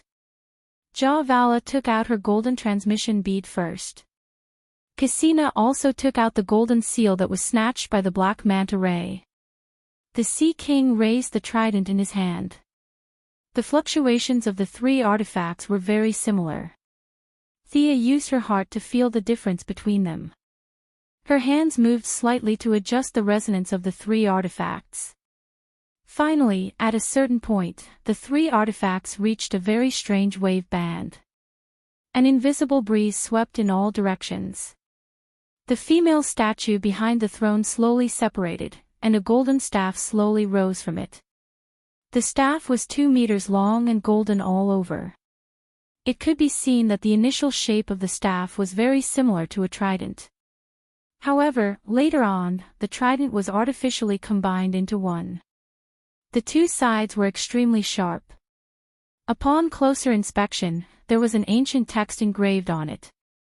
This staff was very similar to the staff in a game that Thea remembered, the golden staff of Sin Dorii. Thea looked back at everyone. Seeing that no one had any opinions, she reached out and took the staff. The staff neither rejected her nor took the initiative to cater to her. The sky changed color, the wind and clouds surged, but none of these appeared. Only a faint image was transmitted to Thea. In the image, an old man was betrayed. After that, he created an artifact and returned to his country for revenge. After being betrayed by everyone, the old man angrily hit the magic node with the staff, causing the destruction of the ancient Atlantis Empire. This old man was the god of death, Atlan. Thea compared it with her memory and sighed. It was a pity. He had a good idea to eliminate war and accommodate all foreign races. However, he was betrayed by his family and turned from a great hero to a devil in an instant. Just as Thea was about to carefully study the functions of the staff, she heard a loud shout. "People from the surface! Put down the treasure in your hand. That is the sacred artifact of Atlantis." A large group of strangely dressed soldiers surrounded a young man holding a halberd and wearing a finned helmet walked in. Chapter 378. Where did this retard come from? Call it and see if it will answer you. Thea's strength had increased now, so she was not as cautious as before. Since the other party was rude, she would fight back. People from the surface. You. Before the young man with the helmet and halberd could finish his sentence, Thea turned her staff around and a dark golden lightning shot towards him. He didn't know what was real and what was not, so he cautiously dodged the attack. However, he underestimated Sia's combat experience. Just as he raised his leg and took 2 steps to the left, he saw a sharp spike suddenly rise from the ground. Coincidentally, it was aimed at his indescribable thing. The young man was shocked. He no longer cared about his demeanor and directly fell back, avoiding this fatal attack. The spike avoided the greaves at a tricky angle and cut a big wound on his inner thigh. Blood was dripping. A few of his subordinates quickly helped him up. Let go. The young man was very unhappy. His helmet had also fallen off, revealing a somewhat dignified face. His originally flashy clothes were now covered in mud because he fell to the ground. The leg guards on his cloak were also stained with blood. His originally arrogant aura had been forcefully reduced by half. "How dare you attack me?" The young man gritted his teeth and said. Thea replied scornfully, "Retard." The staff in her hand accumulated energy again. This was not a game. It was impossible to tell the user the attributes of a piece of equipment. The specific functions of the staff needed to be tested. "Stop, all of you stop." The Sea King Arthur Curry stood in the middle and stopped the two sides from continuing to fight. Seeing him jump out to be the leader, Thea went with the flow and continued to study the staff. This young man appeared here. He was wearing a fish helmet and holding a halberd. Combined with the strange soldiers behind him, it was not difficult to guess his identity. Sea Lord Amu, Arthur Curry's half-brother and his most direct competitor for the throne. The two brothers were very similar to Thor, and Loki from Marvel Next Door. The only difference was that the older brother was a mixed blood, while the younger brother was a pure blood. At Marvel Next Door, the older brother was a pure blood, while the younger brother was a mixed blood. There were too many similarities. The elder brother was reckless, and the younger brother was cunning. The elder brother didn't want the throne, but the throne automatically fell on his head. The younger brother wanted the throne, but he couldn't get it no matter what. Thea scoffed at this kind of melodramatic love and hate. As long as the other party didn't provoke her, she wouldn't meddle in other people's business. "Amu, you're following me." The Sea King wasn't stupid. He immediately figured out the cause and effect. Amu pointed at Sia, and with a swipe of his finger, he included a large group of people. "Arthur, you actually gave all the artifacts of Atlantis to these surface people. You don't deserve to be called the ruler of the seven seas." Theo looked at him with a smile and didn't say anything. Originally, only Diana was standing beside her. But now, due to Amu's aggressive actions, a few of the Sea King's companions instantly stood on his side. They didn't care about the divine artifact, but Amu wanted to take it back just like that. Nobody could tolerate it. Mara hesitated. Amu wanted to steal her husband's throne, so she couldn't support him. She looked left and right, but there was no other choice. She also stood on Thea's side. The negotiation between Amu and the Sea King broke down after a few words. In his heart, Sia was only powerful because of the artifact. The few surface people were like weak chickens in his eyes. He waved his hand and commanded his subordinates, "Kill those surface people. The artifact must belong to Atlantis. Don't hurt them." The Sea King Arthur Curry hurriedly shouted. In fact, he was afraid that Thea and the others wouldn't hold back their strength. The soldiers in front of him were all his people. Amu misunderstood the subject of his sentence. He thought that his wild brother was worried about his friends. He grinned and held his halberd, wanting to entangle the Sea King. But after the two brothers exchanged two blows, he realized that something was wrong. He saw his subordinates rushing forward in a hurry. Then, they were beaten back as if they were riding on clouds. Screams of pain could be heard endlessly. The Atlantean armor that usually had excellent defensive capabilities seemed to be non-existent. A few of his subordinates were sent flying dozens of meters away. There was a hint of misery in their screams. "Are you kidding me?" Amu stretched his neck and looked to the side while he was fighting. The one-sided situation that he had predicted had indeed occurred, but it was his side that had the advantage. He saw a valiant woman holding a sword and a shield send his elite guards flying one by one as if she was throwing rubbish. Only his guard captain lasted 3 moves, but Diana also took special care of him and broke one of his legs with a kick. The guard captain, who used to be extraordinarily brave, was now hugging his leg and howling in grief. "These guys aren't strong. Diana told Thea the truth. In her eyes, these guys were not much stronger than the German devils she fought before. That's because you're much stronger than before. Thea could only explain it this way. In her eyes, these elite Atlantean soldiers were quite powerful. She could easily take out tens of thousands of them and beat up the armies of other countries. The only flaw was that only a small number of soldiers could fight in the water. These small number of soldiers had to bring special breathing equipment. Otherwise, they would not be able to fight. Regardless of whether Atlantis leaders wanted peace or war, their bodies were no longer suitable for living on the surface. Conquering the land and restoring the glory of the past was just a dream talk. People on the surface are so powerful. This woman is Greek. Amazon. Amu almost broke down. He finally realized what the Sea King meant when he said not to hurt people. He was so ashamed that he wanted to find a hole to hide in. He tried hard to keep his mind calm. Then, he carefully observed Diana's appearance and equipment. There was no doubt that she had a full set of divine weapons. However, the forging style was obviously different from the Atlanteans. Unlike Arthur Curry, who was a wild child, Amu and even Mela were members of the royal family who had received strict education. It was true that Amu was arrogant, but he still had a basic sense of identification. After careful observation, it was not difficult to notice the difference between Diana's appearance and that of the current humans. Take your men and leave this place now. The Sea King looked around and found that most of the soldiers had superficial injuries. They would recover after 2 days of recuperation in the water. He nodded at Diana to express his gratitude and turned his head to order Amu loudly. Amu was a lone commander.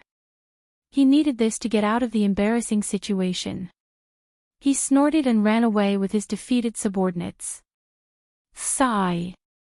The Sea King sighed. There were too many troublesome things. The people on the surface did not accept him, and the people on the bottom of the sea were rejecting him. He was like a rat in a bellows, suffering from both sides. Everything here was over. He held Mela's hand and bade farewell to the others. Thea looked at the scene. There was no explanation document, so she could only go back and study the functions of the staff. She also left the cave with Diana and the others. The cave that was in full swing just now regained its tranquility as if nothing had happened. Chapter 379. Diana continued to work on her foundation, while Thea returned to Star City alone with the little jaguar and the staff. She handed the little jaguar to someone else and began to study the functions of the staff. The attributes were easy to judge. The staff had earth and water attributes. Thea dealt with Amu spikes with the magic provided by the staff. With the power of the staff, Thea could form a pseudo-cycle of light, darkness, earth, fire, water, and wind in her body. It was still far from the real 6 attributes, but there were some embryonic forms. With the help of the earth attribute magic and the staff, Thea could already cast some more advanced earth attribute spells. The next time she dealt with the leopard lady, she might be able to solve it with a dungeon spell or a large-scale earth fissure spell. After studying for 3 days, Thea finally summed up a few characteristics of the staff. The God of Death's staff was the best for earth attribute and water attribute spells, with about 3 times the effect. It was slightly worse for wind, light, and dark attributes, with only a little more than double the effect. The fire attribute was the worst, with less than half the effect. The staff contained 2 very ancient magic, one of which was to control sea beasts. Thea was initially very confused about the definition of sea beasts. After studying for a long time, she realized that the staff referred to the super-large ancient sea creatures. After searching her memory for a long time, Thea could only remember one sea beast. She only remembered that there was such a standard ancient sea beast hidden in the abyss of the Atlantean capital. It looked roughly like a hybrid of a crab and an octopus. For tens of thousands of years, the Atlanteans could only mind their own business until Arthur Curry returned. His outstanding telepathic ability could control all sea creatures. Although it was difficult to deal with this ancient giant beast, it could be said that he could slightly control the sea beast. It was because of this extraordinary ability that the Atlantean Council of Elders broke the 10,000-year-old Iron Law and allowed him, a mixed blood, to inherit the throne. If Thea went to Atlantis with the staff and claimed that she could control their biggest biological weapon, the Council of Elders would definitely kill her. Although it was a good idea, it could easily destroy the relationship between the two sides. Moreover, the strength of the deep-sea giant beasts would be greatly reduced on land. Thea secretly remembered this spell and wanted to see if she could improve it in the future and integrate it into her existing knowledge system. The description of the remaining function was even more vague. Thea could only understand that it was a combination of imprisonment and sealing. It would ignore the target's size and imprison them in a very small crystal. There was no information on whether there was a limit to the target's strength or how long the imprison could last. Maybe the god of death who made the wand would know, but this guy didn't leave any information in the wand. Thea had no choice but to run to the poison ivy's greenhouse in the metropolis. She tried to find a bunch of plants for a long time, but it was completely ineffective. Was the level of the plants too low, or did the confinement spell have other requirements for the target? There were too many options, and Thea couldn't figure it out in a short time. In the experiment, Thea found another function that wasn't really a function. This wand was different from the wands used by modern wizards and wizards. It was also a weapon. When waved around, it would create a strong wind. If hit, it would kill. If touched, it would be injured. Poison ivy's man-eating plants were enough to prove this point. "Boss, do you have a grudge against my plants?" Poison ivy's eyelids drooped as she said helplessly. As the number of interactions increased, Thea also revealed her true colors. She found that Thea was younger than herself by 2 years. Poison ivy was no longer as afraid of her as before and could even joke with her from time to time. I'm doing a little experiment." "Oh right, have you found the things I asked you to collect?" Seeing that she had destroyed a corner of Poison Ivy's greenhouse, Thea was a little speechless. The new weapon that she had obtained was more like a hammer than a wand. She had strengthened it many times, otherwise, ordinary people on Earth wouldn't be able to handle this ancient Atlantean artifact. When it came to business, Poison Ivy became a little more serious. "Billy Batson, I've already approached this child. His hair and blood have been collected quite a bit. According to your request, every time I talk to him, I've recorded it. I've also entered the original audio file into the main control computer." "Boss, what's the use of this child? You didn't allow me to bewitch him. That child is too childish. I'm just chatting with him. It's really boring." Poison Ivy said with some confusion and some pride. "It's just a casual move," Thea said lightly. "Billy Batson, the future superhero Shazam." She said that it was a casual move, but in fact, this was her real purpose. Shazam and Black Adam were the only 2 mortals in the world with abundant divine power. However, this divine power was not cultivated by them, but was given by a ritual. When Shazam received the power, he could instantly contend with Superman. This was something that Thea had been envious of for many years. However, absorbing their divine power was not enough. Thea needed to spend a lot of time to artificially downgrade the given divine power into her own magic power. When her magic power reached the peak, only then could she transform it into divine power, a divine power that belonged solely to her. The old wizard, Shazam, was born 9,000 years ago. He was originally a shepherd boy. After receiving the blessings of the gods, he became the first Shazam. In the Magic Desert era, after the gods retreated, he thought that he was a true god. Unfortunately, he only had power but not vision. He thought that he was the guardian of the world, but in fact, he had done countless foolish things. Pandora was like that, Black Adam was like that, and Billy Batson was also like that. He chose Billy Batson as his successor. As long as Billy shouted out the two words, Shazam, he would be able to obtain Superman's power. His standard for choosing his successor was extremely vague. The most virtuous person. How could there be a virtuous person among humans? This was just a beautiful goal, an impossible moral standard. The old Shazam, who was a shepherd boy, slapped his thigh and came up with such a standard. Although it was a melodramatic standard, at least there was a standard. Then, how did the old Shazam choose his successor? He cast a wide net and searched the whole world. When he found one, he saw if he was suitable, brainwashed him, and let him go. He searched again, and repeated the cycle again. The Heaven's Eye Association found thousands of people who had lost their memories. These people were all done by the old Shazam. They were all the most virtuous people he had chosen. It was such an unreliable selection. In the end, he did not know if it was because he was annoyed or because of other reasons, but Billy Batson came into his sight. The old man immediately decided that this child was the most virtuous person. The old man only felt that the 15-year-old Billy Batson's parents were killed when he was young, and he did not take the path of revenge on society. Therefore, he insisted that this child was the most virtuous person. Billy Batson's childhood experience when his parents died was indeed worthy of sympathy. However, just because he did not take the wrong path, the old man concluded that he was the most virtuous person. There were 6 billion people in the world.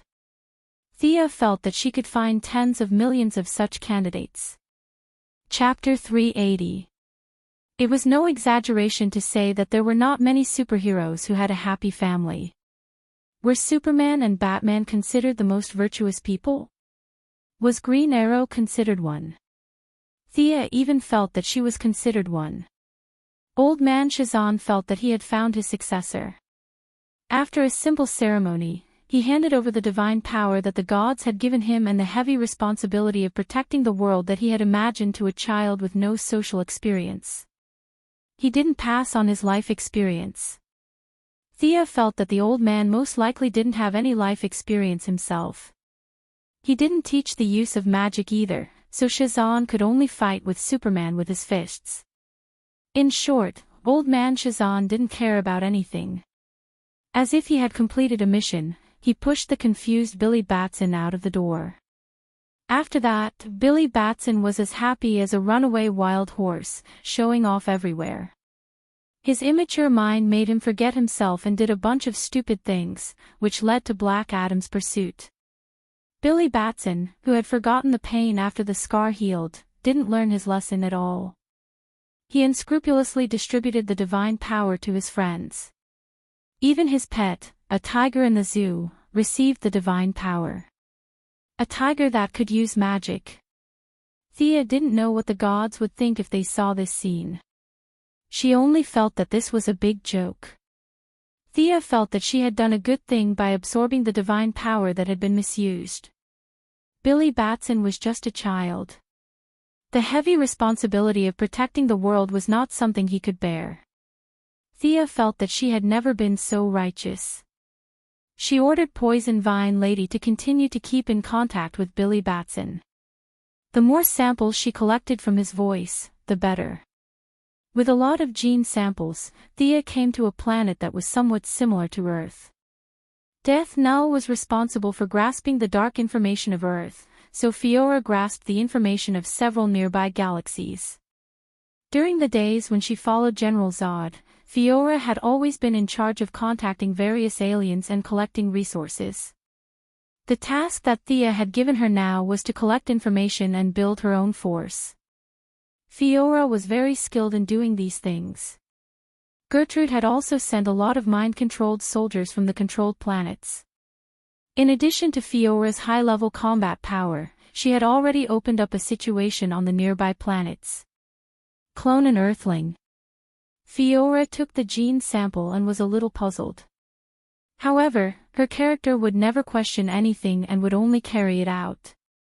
I want to collect deep-sea beasts within our sphere of influence. I want to do some experiments. In addition, collect some plants and send them to the poison vine lady on Earth. The sea beasts on Earth cannot be touched for the time being.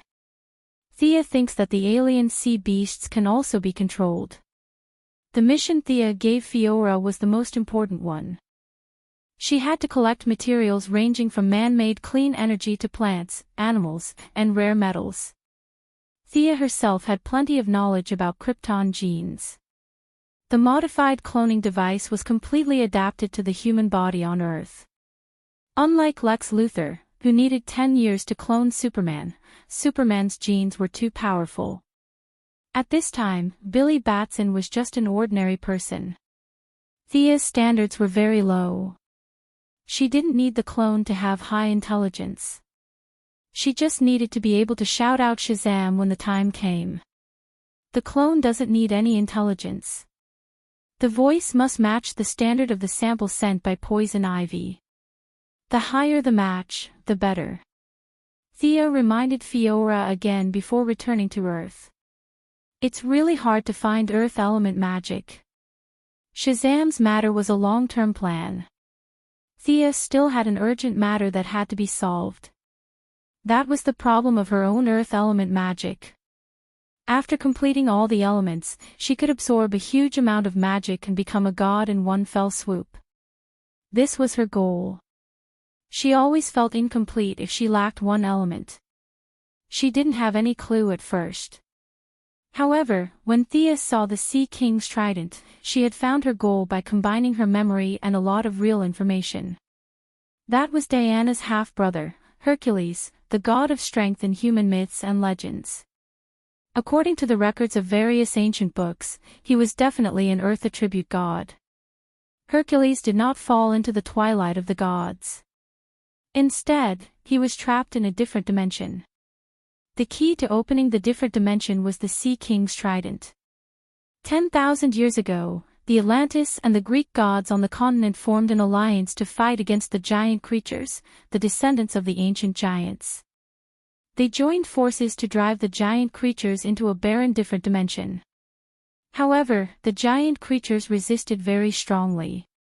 At the crucial moment, Hercules walked into that world and closed the door from the other side. This human hero, the warrior of Olympus, chose to sacrifice himself. His ideals were absolutely noble, and his goal could be considered as great. However, 10,000 years had passed. He, who was in a different dimension, fought against many giant creatures alone. His mind had fallen into madness. His lofty ideals no longer existed. What was left was only hysterical madness. Forming a team, pulling people, attacking monsters, and absorbing divinity. Thea felt that if she called more people, it was not impossible to push the Hercules away. However, now that Diana was involved, it was very difficult to do. From killing him to capturing him and restoring his consciousness, the difficulty of this suddenly increased by several levels. Thea had to use countless people to do this. At least, she had to call in the Martian hunter, who had always been a bystander, to help. In the original timeline, it was a professor who studied Atlantis who stole the trident and opened the seal. Thea did not intend to interfere with this matter. Hercules was released, and the giant creatures that were sealed with him would all be released. There were too many implications, and no hero's reputation could bear it. Thea instructed Death Knell to find the archaeologist and secretly provide financial support to speed up his research and encourage him to unearth more Atlantis ruins. The genetic medicine for his parents had entered the later stages of testing. Death Knell found many loyal subordinates to inject it. The response was excellent. Everyone who was injected felt like they had been reborn. Are there any after effects? Thea asked Death Knell beside her. They were watching a mercenary who had been injected with the genetic medicine perform a show of lifting a truck through the monitor. Thea did not care how much power this thing could bring to humans. Longevity and no after effects were what she valued the medicine for. Currently, there are no after effects. Everyone's state of mind is about the same as before, except for some excitement and insomnia, Death Knell answered carefully, emphasizing each word. Theo looked at his expression and said casually, "Are you afraid that these people will surpass you?" "Don't worry, these are just beginner genetic medicine. I've already prepared a few bottles of advanced ones. If they don't have after effects, you can inject them too. The effects of the medicine will directly overpower the Mirakuru you were injected with. Your leadership position will not change. I trust you a lot. After all, you are my brother's friend, right?" Theo laughed and walked out of the basement, leaving Death Knell speechless. Chapter 381. Thea didn't mention Oliver casually. She had a premonition that Oliver would appear at any moment. It had been 4 years since the shipwreck incident, and many things had changed because of her involvement. Thea wouldn't be surprised if the green arrow popped up in the next second. The gene concoction still required further observation of the various parameters of the test subjects. Thea also wanted to wait for Oliver to return before gathering everyone together to inject the gene concoction. Otherwise, everyone would have to explain everything at length, and it would be troublesome just thinking about it. The metropolis gradually calmed down, and everything seemed to be going in a good direction. Thea was busy with her experiments, Luther continued to hide in the dark, planning something, and Superman worked while doing good deeds. From fighting criminals to rescuing stray cats, there was nothing he didn't do. From time to time, he would do something fun with Louise Lane, and the world seemed to have settled down. Sister Thea. The one who rushed to the lab was Thea's first disciple, Damian Wayne. Because of Shadow's ambiguous relationship with Oliver, she wasn't officially his disciple. At most, she was just acting as his disciple. Plus, she had a good foundation, and with a little training, she became a hero. Now, Shadow worked with Thea every night to fight criminals. The only one left to learn from Thea was Damian, the naughty child. The two were very familiar with each other, and even Diana had seen Damian before. Thea never put on airs, and she would usually chat with Damian happily. To some extent, the two's relationship was better than Damian's relationship with his strict parents. Thea ignored Damian's yelling and continued with her experiments. The super gene optimization fluid was basically complete. According to her calculations, the molecular gene concoction, which was stronger than Death Knell's, was about the same as Captain America's super soldier serum. However, the amount was too little. After all, it wasn't appropriate to always draw blood from Fiora. Thea was still waiting for the final experiment results before she could inject it into her parents. Jason. Jason is dead. Damian grabbed her arm and shook it hard. Thea's eyes were fixed on the liquid in the test tube. She subconsciously replied, "Oh." After 2 seconds, her thoughts were pulled back. Jason. The one beside Batman. Dead? Damian nodded his head painfully and looked at Thea with anticipation. Hey! Don't even think about it.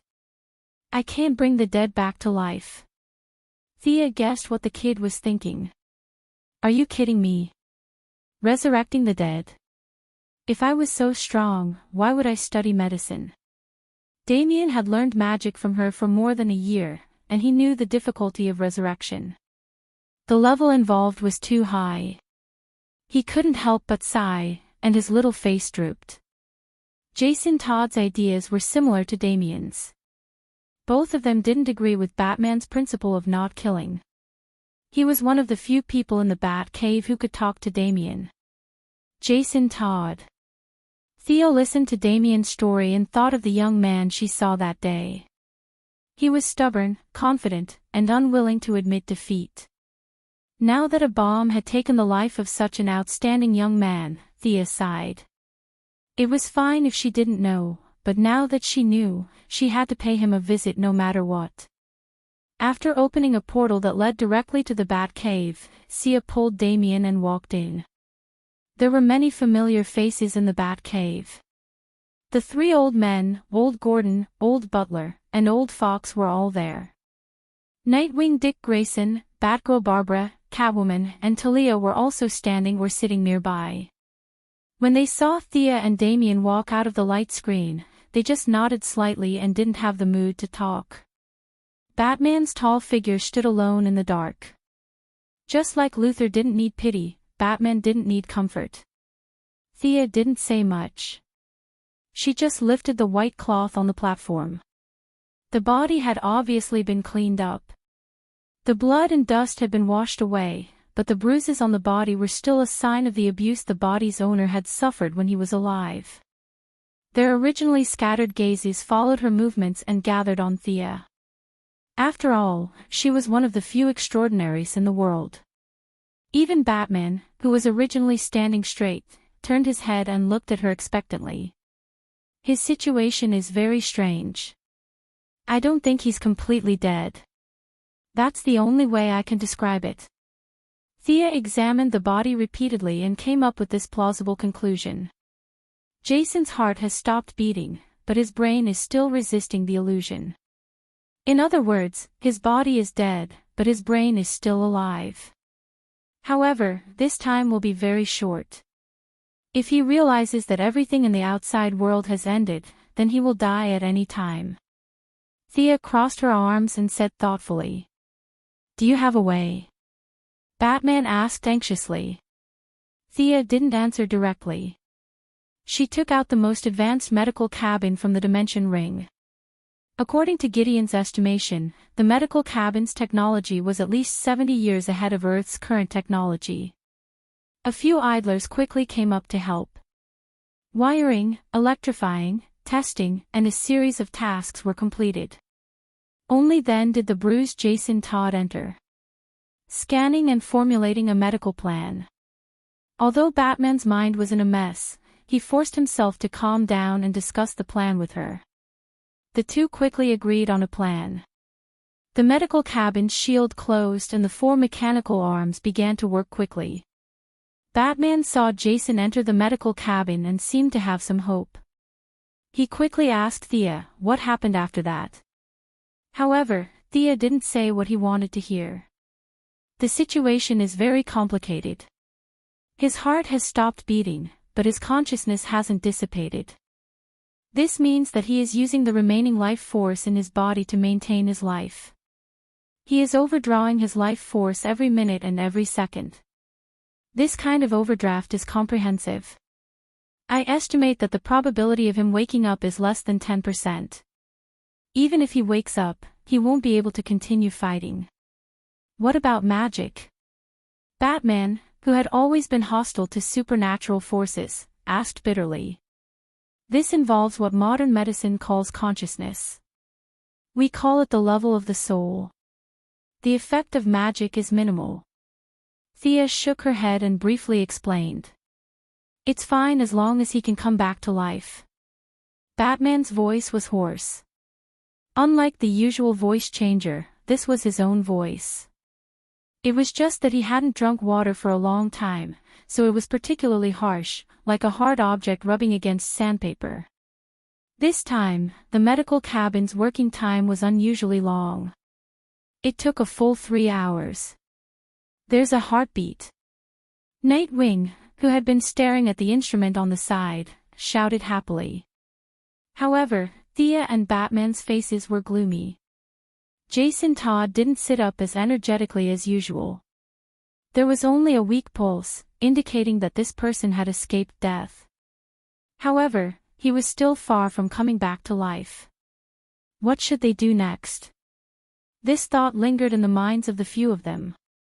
Chapter 382. Unlike Talia, Jason's physical injuries aren't hard to heal. However, the damage to his spirit, or rather, his soul, is very difficult to heal, Thea explained patiently, worried that the people in the room wouldn't understand. Healing soul damage isn't a sorcerer's forte. On the contrary, classes like shamans and witch doctors are better at it.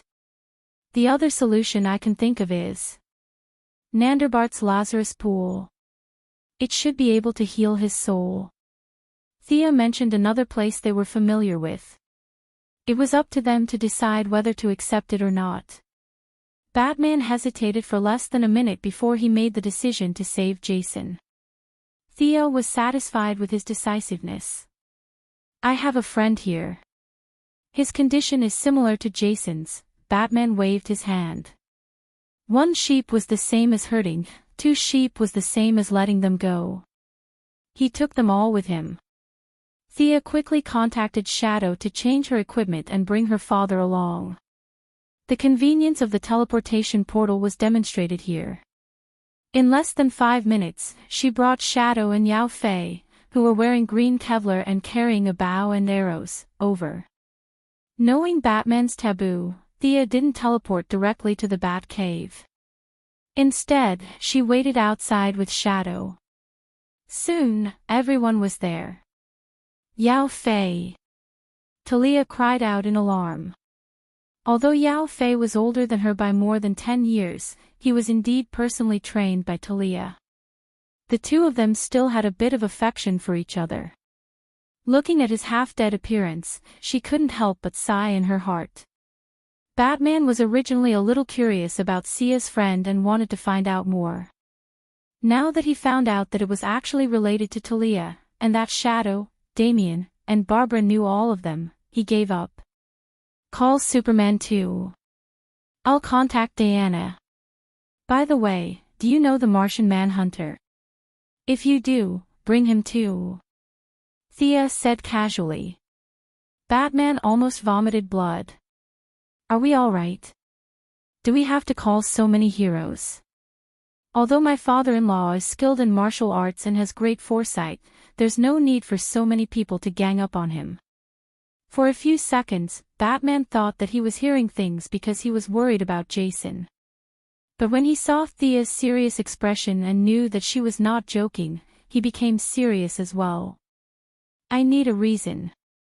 Thea could only use the demon sword as the origin to tell Batman about the possible existence of the 3 palace demons behind Ninja Master. A great devil from a different dimension. Batman muttered to himself, repeating these words twice. Not necessarily. As far as I know, that great demon won't directly descend upon our world. He needs some mediums. Thea's cautiousness was in line with Batman's usual course of action. He might have taken this opportunity to completely cut off the connection between the Ninja Master and the demon. There's no need to call them. Batman saw Thea pick up the phone and interrupted her. There's a strange enchantment around Nandabart that blocks all superpowers and magic. There's no point for Superman and the others to come. Thea paused for a second and felt lucky that she didn't steal the sword herself. It seemed that she did the right thing. After thinking about it, it made sense. Ninja Master had enemies all over the world. Without any protection, he would have been killed long ago. She put down the phone gloomily. Fortunately, she was not weak and had a power armor. Even if there was an anti-magic enchantment and the power armor's magic power could not be used, she could still crush most people with her machinery alone. Yes, Thea was also planning to visit Nandabart. After all, she had learned so many martial arts from them. She wanted to go and see this world-famous Institute of Higher Learning. No one asked her to go, but if she wanted to go, no one would object. The team was quickly selected. Batman, Talia, Nightwing, Barbara, Thea, and Shadow, a total of 6 people. Catwoman, who was unknown whether she was the main wife or the mistress, should not go and cause trouble for the Ninja Master. Damian also wanted to go, but the others rejected his request in unison. What a joke. It was better for Damian to stay at home obediently since he could start a fight at any moment. How were they going to go? Everyone was waiting for Thea to open the door. Where's Nandabart? I've never been there. Thea saw everyone staring at her and said helplessly. It must be a place you've been to before. It must have a certain impression, right? Batman asked 7 or 8 questions in a row. Thea was speechless. This guy was using the opportunity to get information again. You're good if you can analyze it, but it's impossible for Thea to say it herself. Without answering any questions, Thea asked for the coordinates. Then, she gestured for the others to wait and flew out of the atmosphere. Nandarbart was in the Middle East, while Thea and the others were in Gotham. They were separated by an entire Earth. Her X-ray vision could see them in a straight line, but it would take too much effort to see through the entire Earth. According to Batman's coordinates, they quickly found a valley. However, when Thea was about to look inside, she felt an obscure energy wave blocking her vision. Ninja Master's setup was different from the Heaven's Eye Society's setup. Thea felt that it was different, but the effect was to block all unnatural forces. She remembered that in the original plot, Barry Allen ran to Nandarbart and didn't feel anything strange when he rescued the Green Arrow team. However, after that, his speed was blocked in the Heaven's Eye Society. Perhaps the level of the shield was not high enough, or there was something like a switch. Thea didn't think too much about the future. She landed on the ground and opened a portal that led to the outside of the valley. Her spirit wrapped around the two unconscious heroes and stepped in first. She walked out of the portal and began to put on the power armor. When everyone else came out, she removed the spirit of the two heroes and carried them on her back for the rest of the journey. Shadow automatically carried her father on her back, and Nightwing also carried Jason on his back. The group walked towards the valley at a constant speed. If the negotiation fails, you can fight, but you're not allowed to kill. Batman walked at the front and said without looking back. Nightwing, Barbara, and Shadow, who didn't dare to talk to Batman, nodded at the same time. Thea and Talia had different thoughts, but they didn't directly refuse. Batman, what are you doing here? The old ninja master, dressed in fancy clothes, walked out of the shadows on the side. As if he didn't see his daughter, he only looked at Batman who was walking in the front. He knew Batman's true identity, but he didn't intend to reveal it. My assistant is seriously injured and needs the help of the Pool of Lazarus. Ha! The ninja master laughed loudly. When Thea felt that the old man was acting a little too much, he stopped laughing. I said before that as long as you accept the position of the demon leader, everyone, including me, will listen to your orders. After that, the ninja master stared at Batman carefully. I refuse. Sure enough, Batman gave him a reply that he had expected and made sense. The negotiation failed in just a few sentences. Thea felt that the two understood each other very well. The conversation was just a formality, and no one expected to move the other with words. Chapter 383. Attack! Attack! Both of them shouted at the same time. Batman threw darts at the ninja master. Hundreds of assassins from the League of Assassins appeared around them and pounced on them fiercely. In the face of the arrows, Thea raised the energy shield of her armor to protect them. She was very relaxed. She was ready to watch this rare battle between father and son-in-law. Lex Luthor could create an energy shield.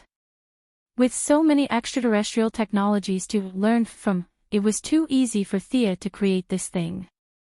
This shield was useless against the Sea King and Superman, but against the ordinary people from the League of Assassins, it was too powerful. Powered by the White Dwarf, the entire shield was huge and thick. A few of the Assassin League's minions who were charging at the front were slightly shocked. However, this group of people had always been trained to look down on technological weapons. They raised their large swords and slashed at the energy shield. There was no sound of metal clashing, no scene of swords breaking the shield. Their swords seemed to have hit the air, but no matter how hard they tried, they couldn't cut through. A few of them didn't believe it and slashed with their swords. Without exception, they were all stunned. Idiots! Thea glared at them coldly. How terrible it is to be uneducated. It was enough to supply electricity to a city with a population of 1 million for a year. That was a huge amount of energy. If they wanted to rely on more than 100 people, each with a steel knife, to use up all this energy, it would take at least 10 years without sleep or rest. Everyone in the shield was surprised at first, but they soon felt relieved. Nightwing had been with Batman for many years and had seen a lot of advanced technology. Shadow and Barbara had also known Thea for a long time. It wasn't surprising that she could come up with something like this. A bunch of League of Assassins soldiers couldn't do anything to the shield. Talia was nervous for a while, but when she found that the enemy couldn't enter, she was relieved. She focused on watching her father and Batman fight. The two of them punched and kicked. The Ninja Master's moves were strange and deadly, while Batman took advantage of his brain and integrated the essence of fighting in the world, changing his moves to the extreme. Why are they fighting so conservatively?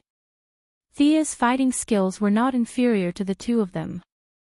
She watched for a while and soon found something wrong. Whether it was Batman or Ninja Master, they were too conservative. In the first 10 moves, it was understandable that they were more defensive than offensive. But now, after 40 to 50 moves, they were still more defensive than offensive. This was too problematic. When Thea watched them fight for 80 moves, she finally understood. Ninja Master really likes this son-in-law of his. He can't wait for him to quickly take over his mantle. Today, he didn't even use 1/10 of the momentum he had when he fought with Thea.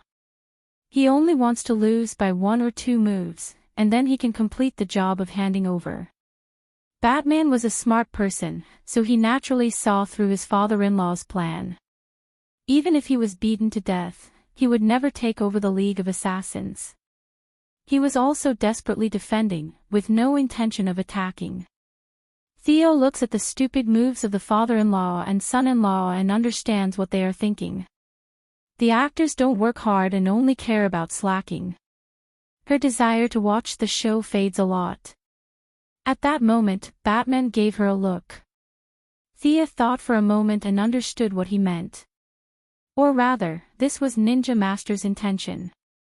My energy shield can't be activated. Bring your equipment. Let's charge in. Talia, you stay by my side and lead the way.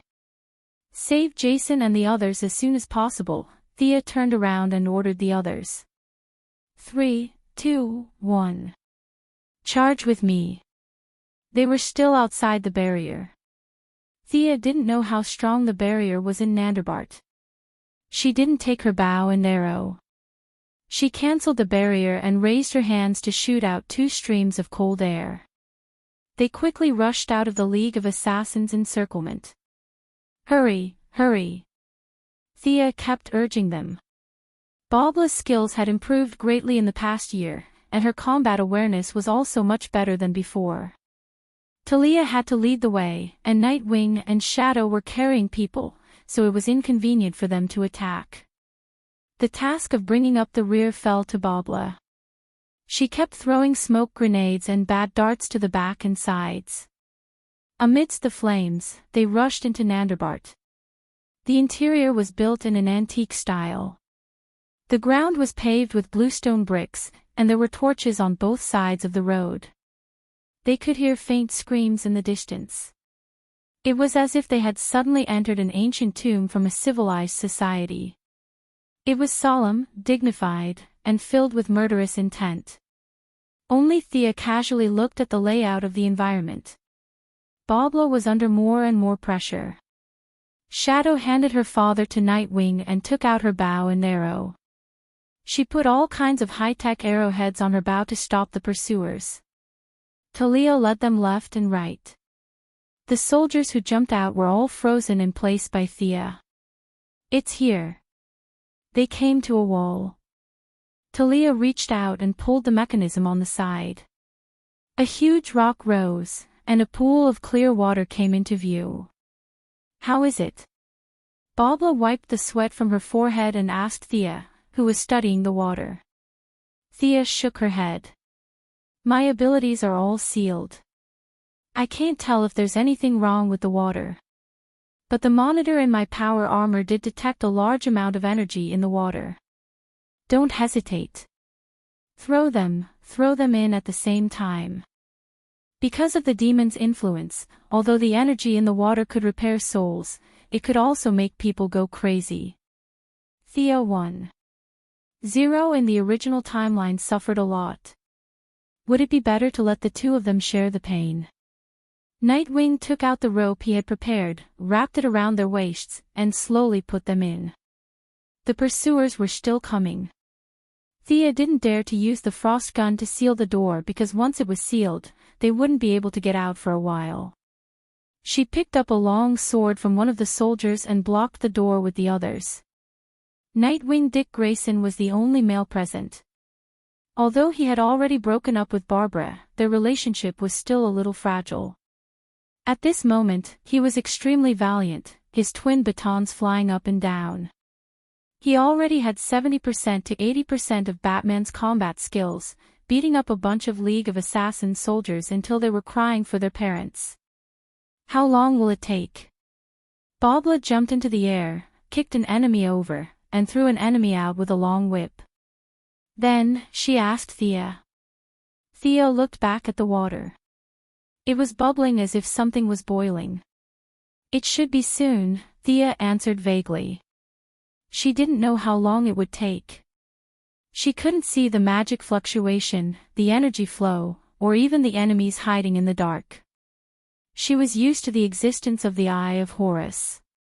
Now that it was suddenly sealed, she was very uncomfortable. Thea just thought of the Eye of Horus and suddenly found that her vision was restored. Her body shook, and the magic connection was restored. Nanderbart's anti-magic enchantment suddenly disappeared. Yao Fei and Jason Todd jumped out of the pool. Their eyes were bloodshot, and their mouths were growling, revealing a ferocious glint. Chapter 384. The green pool water did not calm down after the two jumped out. Instead, it became more and more intense. The disappearance of Nandelbart's anti-magic field did not make her happy. Thea felt a drop of cold sweat flowing down her forehead to her cheek. A huge amount of evil energy continued to roll out from the pool water.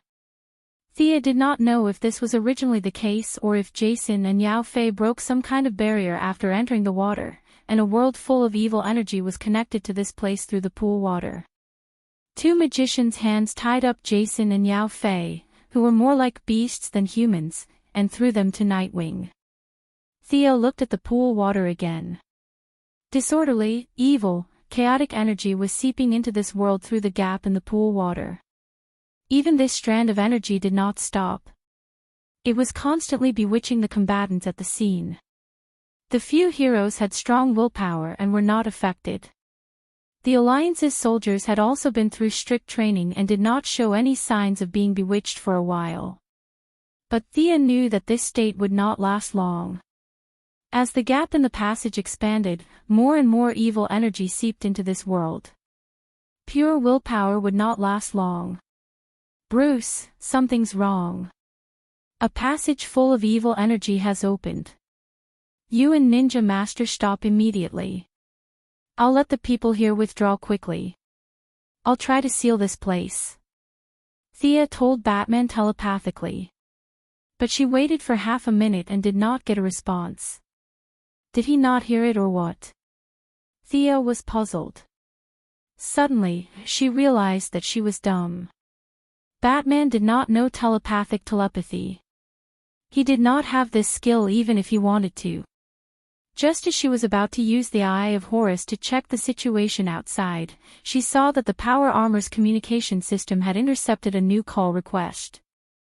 Thea opened it, and Batman's vigorous figure appeared on the comm. Your system is really good. Did Felicity do it? I heard what you said, but Ninja Master suddenly went berserk a minute ago. He can't stop now. After Batman said that, he turned the camera to Ninja Master, only to see that the old man, who had been rather elegant before, had changed drastically. His symptoms were even more severe than Jason's and Yao Fei's, and when he attacked with both hands, there was a faint blood-red energy. He has been demonized. After soaking in the pool for so many years, his body is no longer human. Thea only took one look, and combined it with the other party's demonized physique when they fought that day. She instantly came to a conclusion. Can he still recover? I don't know. I'll close the gap here first. We'll talk about the future later. The two quickly ended the call. Thea turned to Talia and asked, "Can you restrain these people? Your father has gone crazy outside. We can only rely on you here." Talia had always been an ambitious woman. If it weren't for her relationship with Batman, she wouldn't have had anything to do with justice. Hearing that Ninja Master had gone crazy, a trace of sadness flashed across her face. However, this trace of emotion quickly dissipated and was replaced by joy. "Let me try. If you can help me get the old man's ring, then I'll be more confident," Talia said in a low voice. Thea glanced at her coldly. "Put away your schemes. I know your rules. Anyone with a ring can order them around. Calm them down first and don't cause trouble for me. The other side of the pool is an extremely evil world. If my seal fails, no one here will survive." Talia wasn't annoyed that she didn't fall for her trick.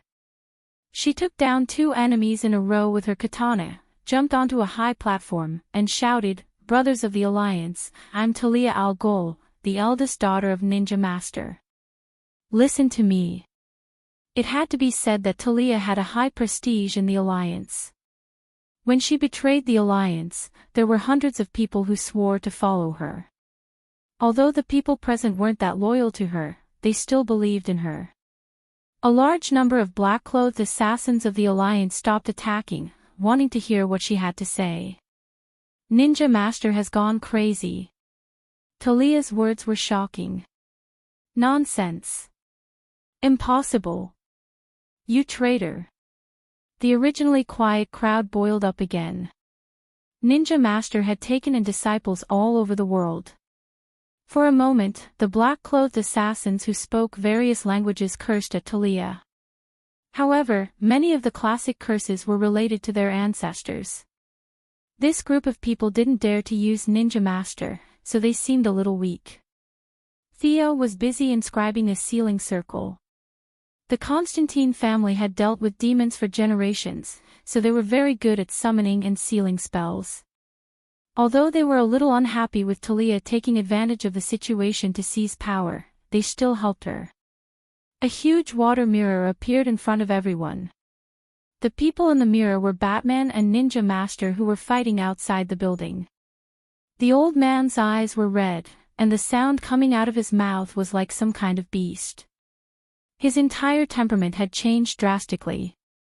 Anyone could see that something was wrong. "See? He's gone crazy. I'm the real leader. Sardin, do you still believe me? Felix, have you forgotten who taught you archery?" Talia used both the carrot and the stick. While telling the truth, she also tried to rope in a few assassins who were somewhat close to her. Their attitudes soon relaxed. Many of them were loyal, but only to the system. If Ninja Master had really gone crazy, then it wasn't impossible for them to be loyal to Talia. "Let's go." Thea was sweating profusely. She didn't know if the other party was a demon from the Three Palaces. She only felt that she had never faced such great pressure before. Ninja Master was obviously being held back by something and wasn't using all his strength to break through the barrier between the two worlds. Talia knew that she wasn't bluffing. She immediately ordered the group to run out. "You guys go out first. I'll see if I can help." Nightwing had the demeanor of a general. He knocked out Yao Fei and Jason and ordered Barbara and Shadow to go out first. He stayed behind to help. Thea nodded at him. She was currently spending all her energy on the circle. She really didn't have time to pay attention to other things. When Thea was chanting loudly, a mysterious rhythm filled the small room. The other side's resistance increased. The tunnel between the two worlds didn't shrink. It actually grew bigger. In such a distant exchange, Xiao was able to determine that her opponent was not just a little bit stronger than her. She was fighting on her home ground, and her opponent was able to increase the gap on her side despite having obvious constraints. His strength was far greater than that of Horus back then. Thea took out the God of Death's staff from her space ring. She released a clone. Her body and the clone's minds were connected. They cast spells at the same time. They slowed down her opponent's break world speed. The God of Death's staff strengthened Thea's casting power and shortened her casting time. Suddenly, things seemed to be going well for her. Thea's eyes shrank. She saw a black shadow come out of the gap. It was like lightning. Chapter 385. The doppelganger threw a magic missile at the enemy, while Thea took advantage of the moment when the enemy was unsteady to kill the monster with a stab to its chest. Damn it, it really was the three-palace demon. Thea sized up the monster she killed. It had bull horns, white hair, 3 pairs of eyes on its face, and dark red skin. This should be the son of the three-palace demon. How frustrating. Theo looked at the corpse sinking into the ground and shouted to Nightwing, "The enemy is not dead. He can absorb all the negative emotions in the world. We can only restrain him." Nightwing saw the enemy killed by Thea emerge from the ground unscathed. He nodded and said, "Leave it to me." With that, he began to fight with the son of the three-palace demon with a short stick. With his help, Thea was finally able to restart the seal. The barrier that was about to be sealed was damaged by the enemy's sudden attack. The two sides were in a stalemate again. "Unknown spellcaster, can you hear my voice?" Just as Thea was trying to push the enemy to the other side, a weak young girl's voice appeared in Thea's mind. "Who are you?" Thea was very busy. She had to coordinate the spells of her doppelganger, and she also had to pay attention to Nightwing's battle. The enemy kept shooting dark red energy beams, and Nightwing, an ordinary person, was struggling to hold on. "Phew. Great, you have the ability to transmit telepathy. You are much more powerful than I thought. The one trying to enter your world is the greatest demon in the multiverse, called the Three Palace." The young girl was obviously relieved. She was afraid that the other side would not be able to respond to her. Now that both sides could communicate, the chances of success were much higher. Thea was not happy at all. She only felt that she was extremely unlucky. She was only supposed to save Jason and Yao Fei, and visit the farmhouse in Nandabart.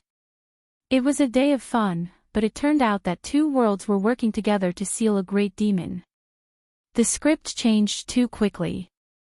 Unsurprisingly, the person on the other side of the phone was the daughter of the Three Palace demons, the famous black-bellied beauty Raven.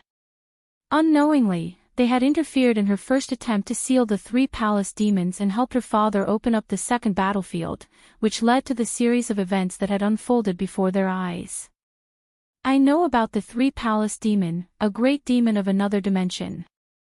My seal is almost complete." "What do you mean?" Thea had already sped up her movements. Her doppelganger was still able to find the time to cast a few acceleration spells and defensive spells on the Nightwing. "What I want to say is that I can't hold on for much longer." The young girl's voice and the sound of the barrier breaking rang out at the same time. A dark red palm that was 10 meters long and 2 meters thick suddenly drilled out of the barrier. The aura that accompanied the palm was filled with pain and anguish that burned people's hearts. Theo was shocked and almost scolded out loud.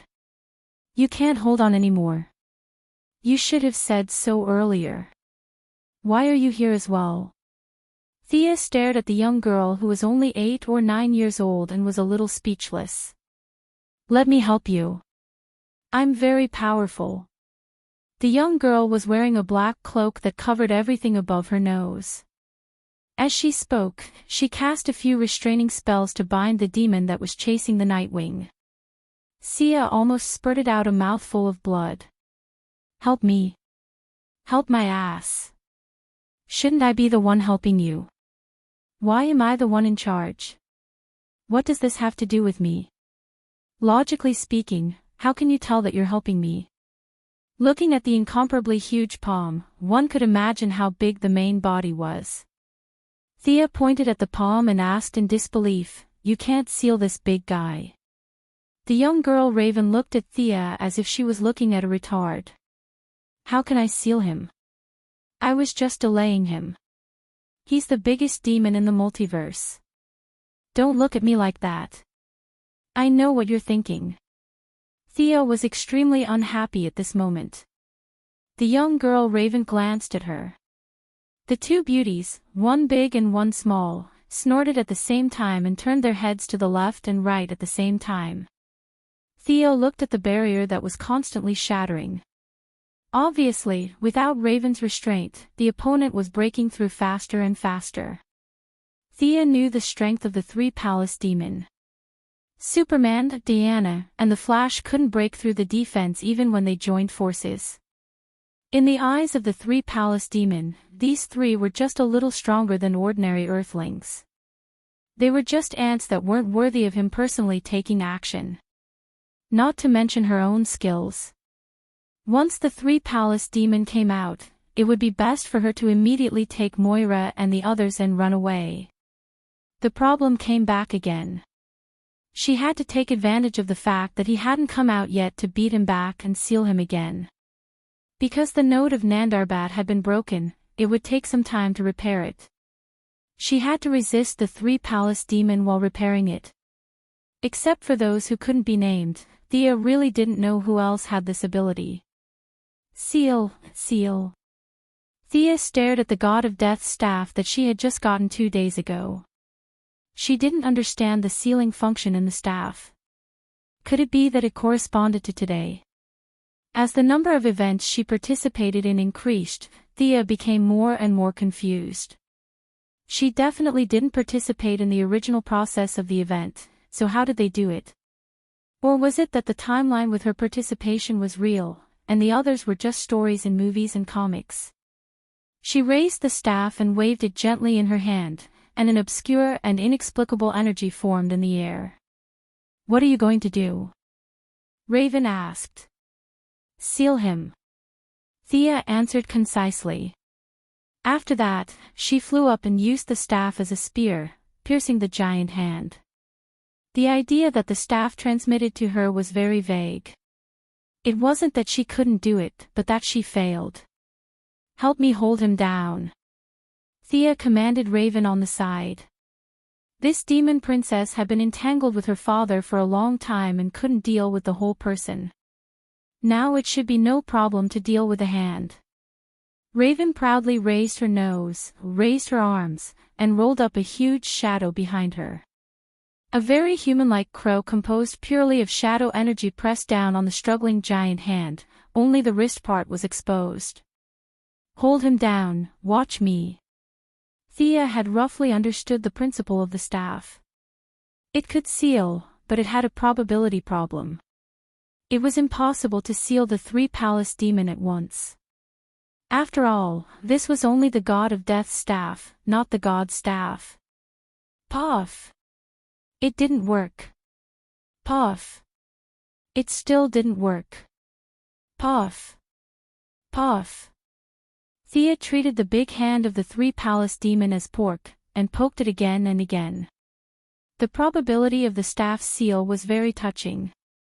Every time it was poked, Gideon would record the success rate. From Thea's estimate of 20%, it fell to 0. 25%, "Hey, can you do it?" the cynical Raven asked. "Yes, it'll be done soon." Thea was busy sweating. She didn't know whether she could do it or not. If there were other ways, she wouldn't do it stupidly. When Gideon calculated that the probability was reduced to 0.0007%, he saw that a large group of non-attribute energy suddenly gathered on the staff, rolled back the bead curtain, and the energy wrapped the giant hand, rolling all the way to the other side. Chapter 386. This mass of energy looked familiar. It was clearly the power of the rules. Just like Diana's lasso and Thea's arrow of vengeance, this staff was also added with the power of the rules when it was forged. However, the sealing rules were far more powerful than the rules of revenge and truth. The quality was higher, but the quantity was much less. This was the main reason why the staff's sealing probability was so low. This demon must be completely sealed. Your ability can restrain him. Come with me, the black-bellied lowly raven said cheerfully. Okay. Before Thea could say anything, Batman, who only showed his face after killing the monster, agreed. Thea thought about it repeatedly. The other party could not resist the power of the staff's rules, which meant that the other side was not too dangerous. She nodded. Hearing that the other side was Hell, Nightwing, who had been chased for a long time, was also very curious and wanted to follow. Even though Raven Lowly couldn't tell what kind of magic these two men had, she didn't object to it. After tying up the son of the three-palace demon who jumped out, the four of them took the captive and went to the other side through Raven's teleportation channel. This is hell. Thea looked at the surrounding environment. The surroundings were filled with the main color of dark red. The sky was wrapped in thick dark clouds, and the soil on the ground seemed to be soaked in blood. The gray ground was mixed with dark red, and it looked particularly uncomfortable. Come and help. Raven Lowly interrupted their observation and said hurriedly. Thea, Batman, and Nightwing also saw the huge body of the three-palace demon. This was a giant with a real height of hundreds of meters. It had the same appearance as its sons, with bull horns, white hair, and 3 pairs of eyes. However, its pressure was 10,000 times stronger than its sons, and its aura was 10,000 times more evil. Just by getting close to it, one could feel its aura. It was an evil that could tear one's soul. However, now a large mass of unknown energy gushed out from the left palm of this great demon. The energy quickly covered its upper body and half of its head. This great demon was mobilizing all its energy to resist the sealing power of the rules. Use your divine artifact, quick. Raven once again summoned the shadow of a raven and firmly bound the demon's feet. She also saw the power of Thea's divine weapon. She didn't expect Earth to have such a strange weapon. Although the probability was low, this was the only way. Thea looked at the great demon. Although his legs were bound, he was not stupid. His upper body was resisting the seal while his lower body was struggling. Lolita Raven would not be able to trap him for long. Looking at the great demon's struggling feet, Thea thought of the magic staff's low probability of success. She created a clone and passed the magic staff of the god of death to her. Her clone was perfect for such a dangerous job. His main body, on the other hand, wore the yellow light ring and released all of his emotional energy.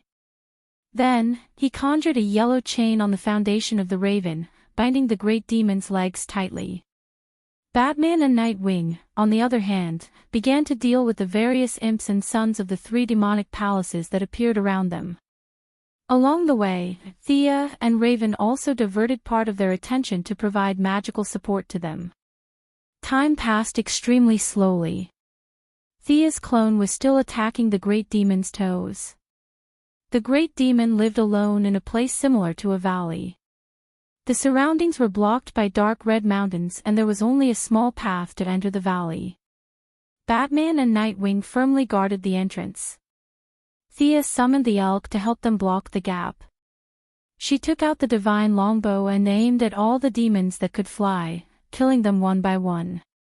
Facing the increasing number of demons, Batman and Nightwing used all of their skills, throwing all kinds of smoke bombs and magnetic bombs.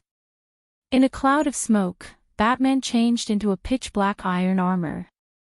His strength, speed, and defense skyrocketed. He was not afraid in the face of the swarming demons. With his powerful strength, thick defense, and his skillful fighting skills, Batman alone bore 70% of the pressure of the demon army. The few of them fought hard, but there were too many demons to kill. They were killed in 1 second and resurrected in the next second. Batman, who was full of energy, was now a little tired. Are you done? Master Bat grabbed a demon's arm and used it as a weapon. He smashed a bunch of demons until their tendons and bones were broken. He asked Thea a little breathlessly. Soon, soon. The time was getting longer and longer. Many demons with the ability to fly were swarming over. She had to keep killing those demons. The pressure was no less than that of the two people on the ground. Thea's clone was still holding the staff and fighting with the great demon's toes. She did not know how many times she had poked and smashed. Just as Thea's main body was wondering if the staff would only work on the target once, the touching sealing effect was finally activated. Just like before, the non-elemental energy wrapped around the three palace demons' toes and rolled them up. The great demon, who could only fight with the sealing law, could no longer hold on. His feet and calves were quickly sealed. The two energies of the same origin converged at his waist. The demon let out a deafening roar and was finally wrapped up by the sealing energy. The 100-meter-tall giant finally disappeared. A crimson crystal stopped in the air. What is this? Raven lowly turned her head and asked Thea. You're asking me. I don't know. Thea did not know what this was. In the original spacetime, this should be your job. If you're asking me, who am I supposed to ask? The two beauties, one big and one small, looked at each other blankly. They were a little confused about the situation, but there was no doubt that the great demon king was indeed sealed. Raven used her dark magic to turn the surrounding mountains into a huge rock. The crimson crystal was sealed in the center of the huge rock. Thea's doppelganger was almost exhausted. She handed the staff to the main body and the doppelganger returned to Thea's body. Let me dig a hole. Thea held the staff with both hands and imitated Atlan, the god of death, in her memory. She slammed the staff into the ground. Rumble. This staff was indeed worthy of its reputation as being able to sink Atlantis. This was a great tool for digging holes. This time, there was no need to consider the probability. Thea did not use any magic power. With just one hit, she created a huge hole that was 1,000 meters deep and 100 meters wide. Raven controlled the huge rock to fall to the bottom of the deep hole. The two of them increased their magic power and filled the hole. They looked at each other and heaved a sigh of relief. When the great demon army saw that the three-palace demon was sealed, most of them fled. The few loyal ones were also killed by the few of them. Raven brought the few of them back to Nandarbat. Thea began to seal the extra-dimensional passage. When she wanted Raven to help, Raven replied casually, I don't know how. You really don't know how? Thea asked again in disbelief. Raven lowly turned her head away arrogantly and ignored her.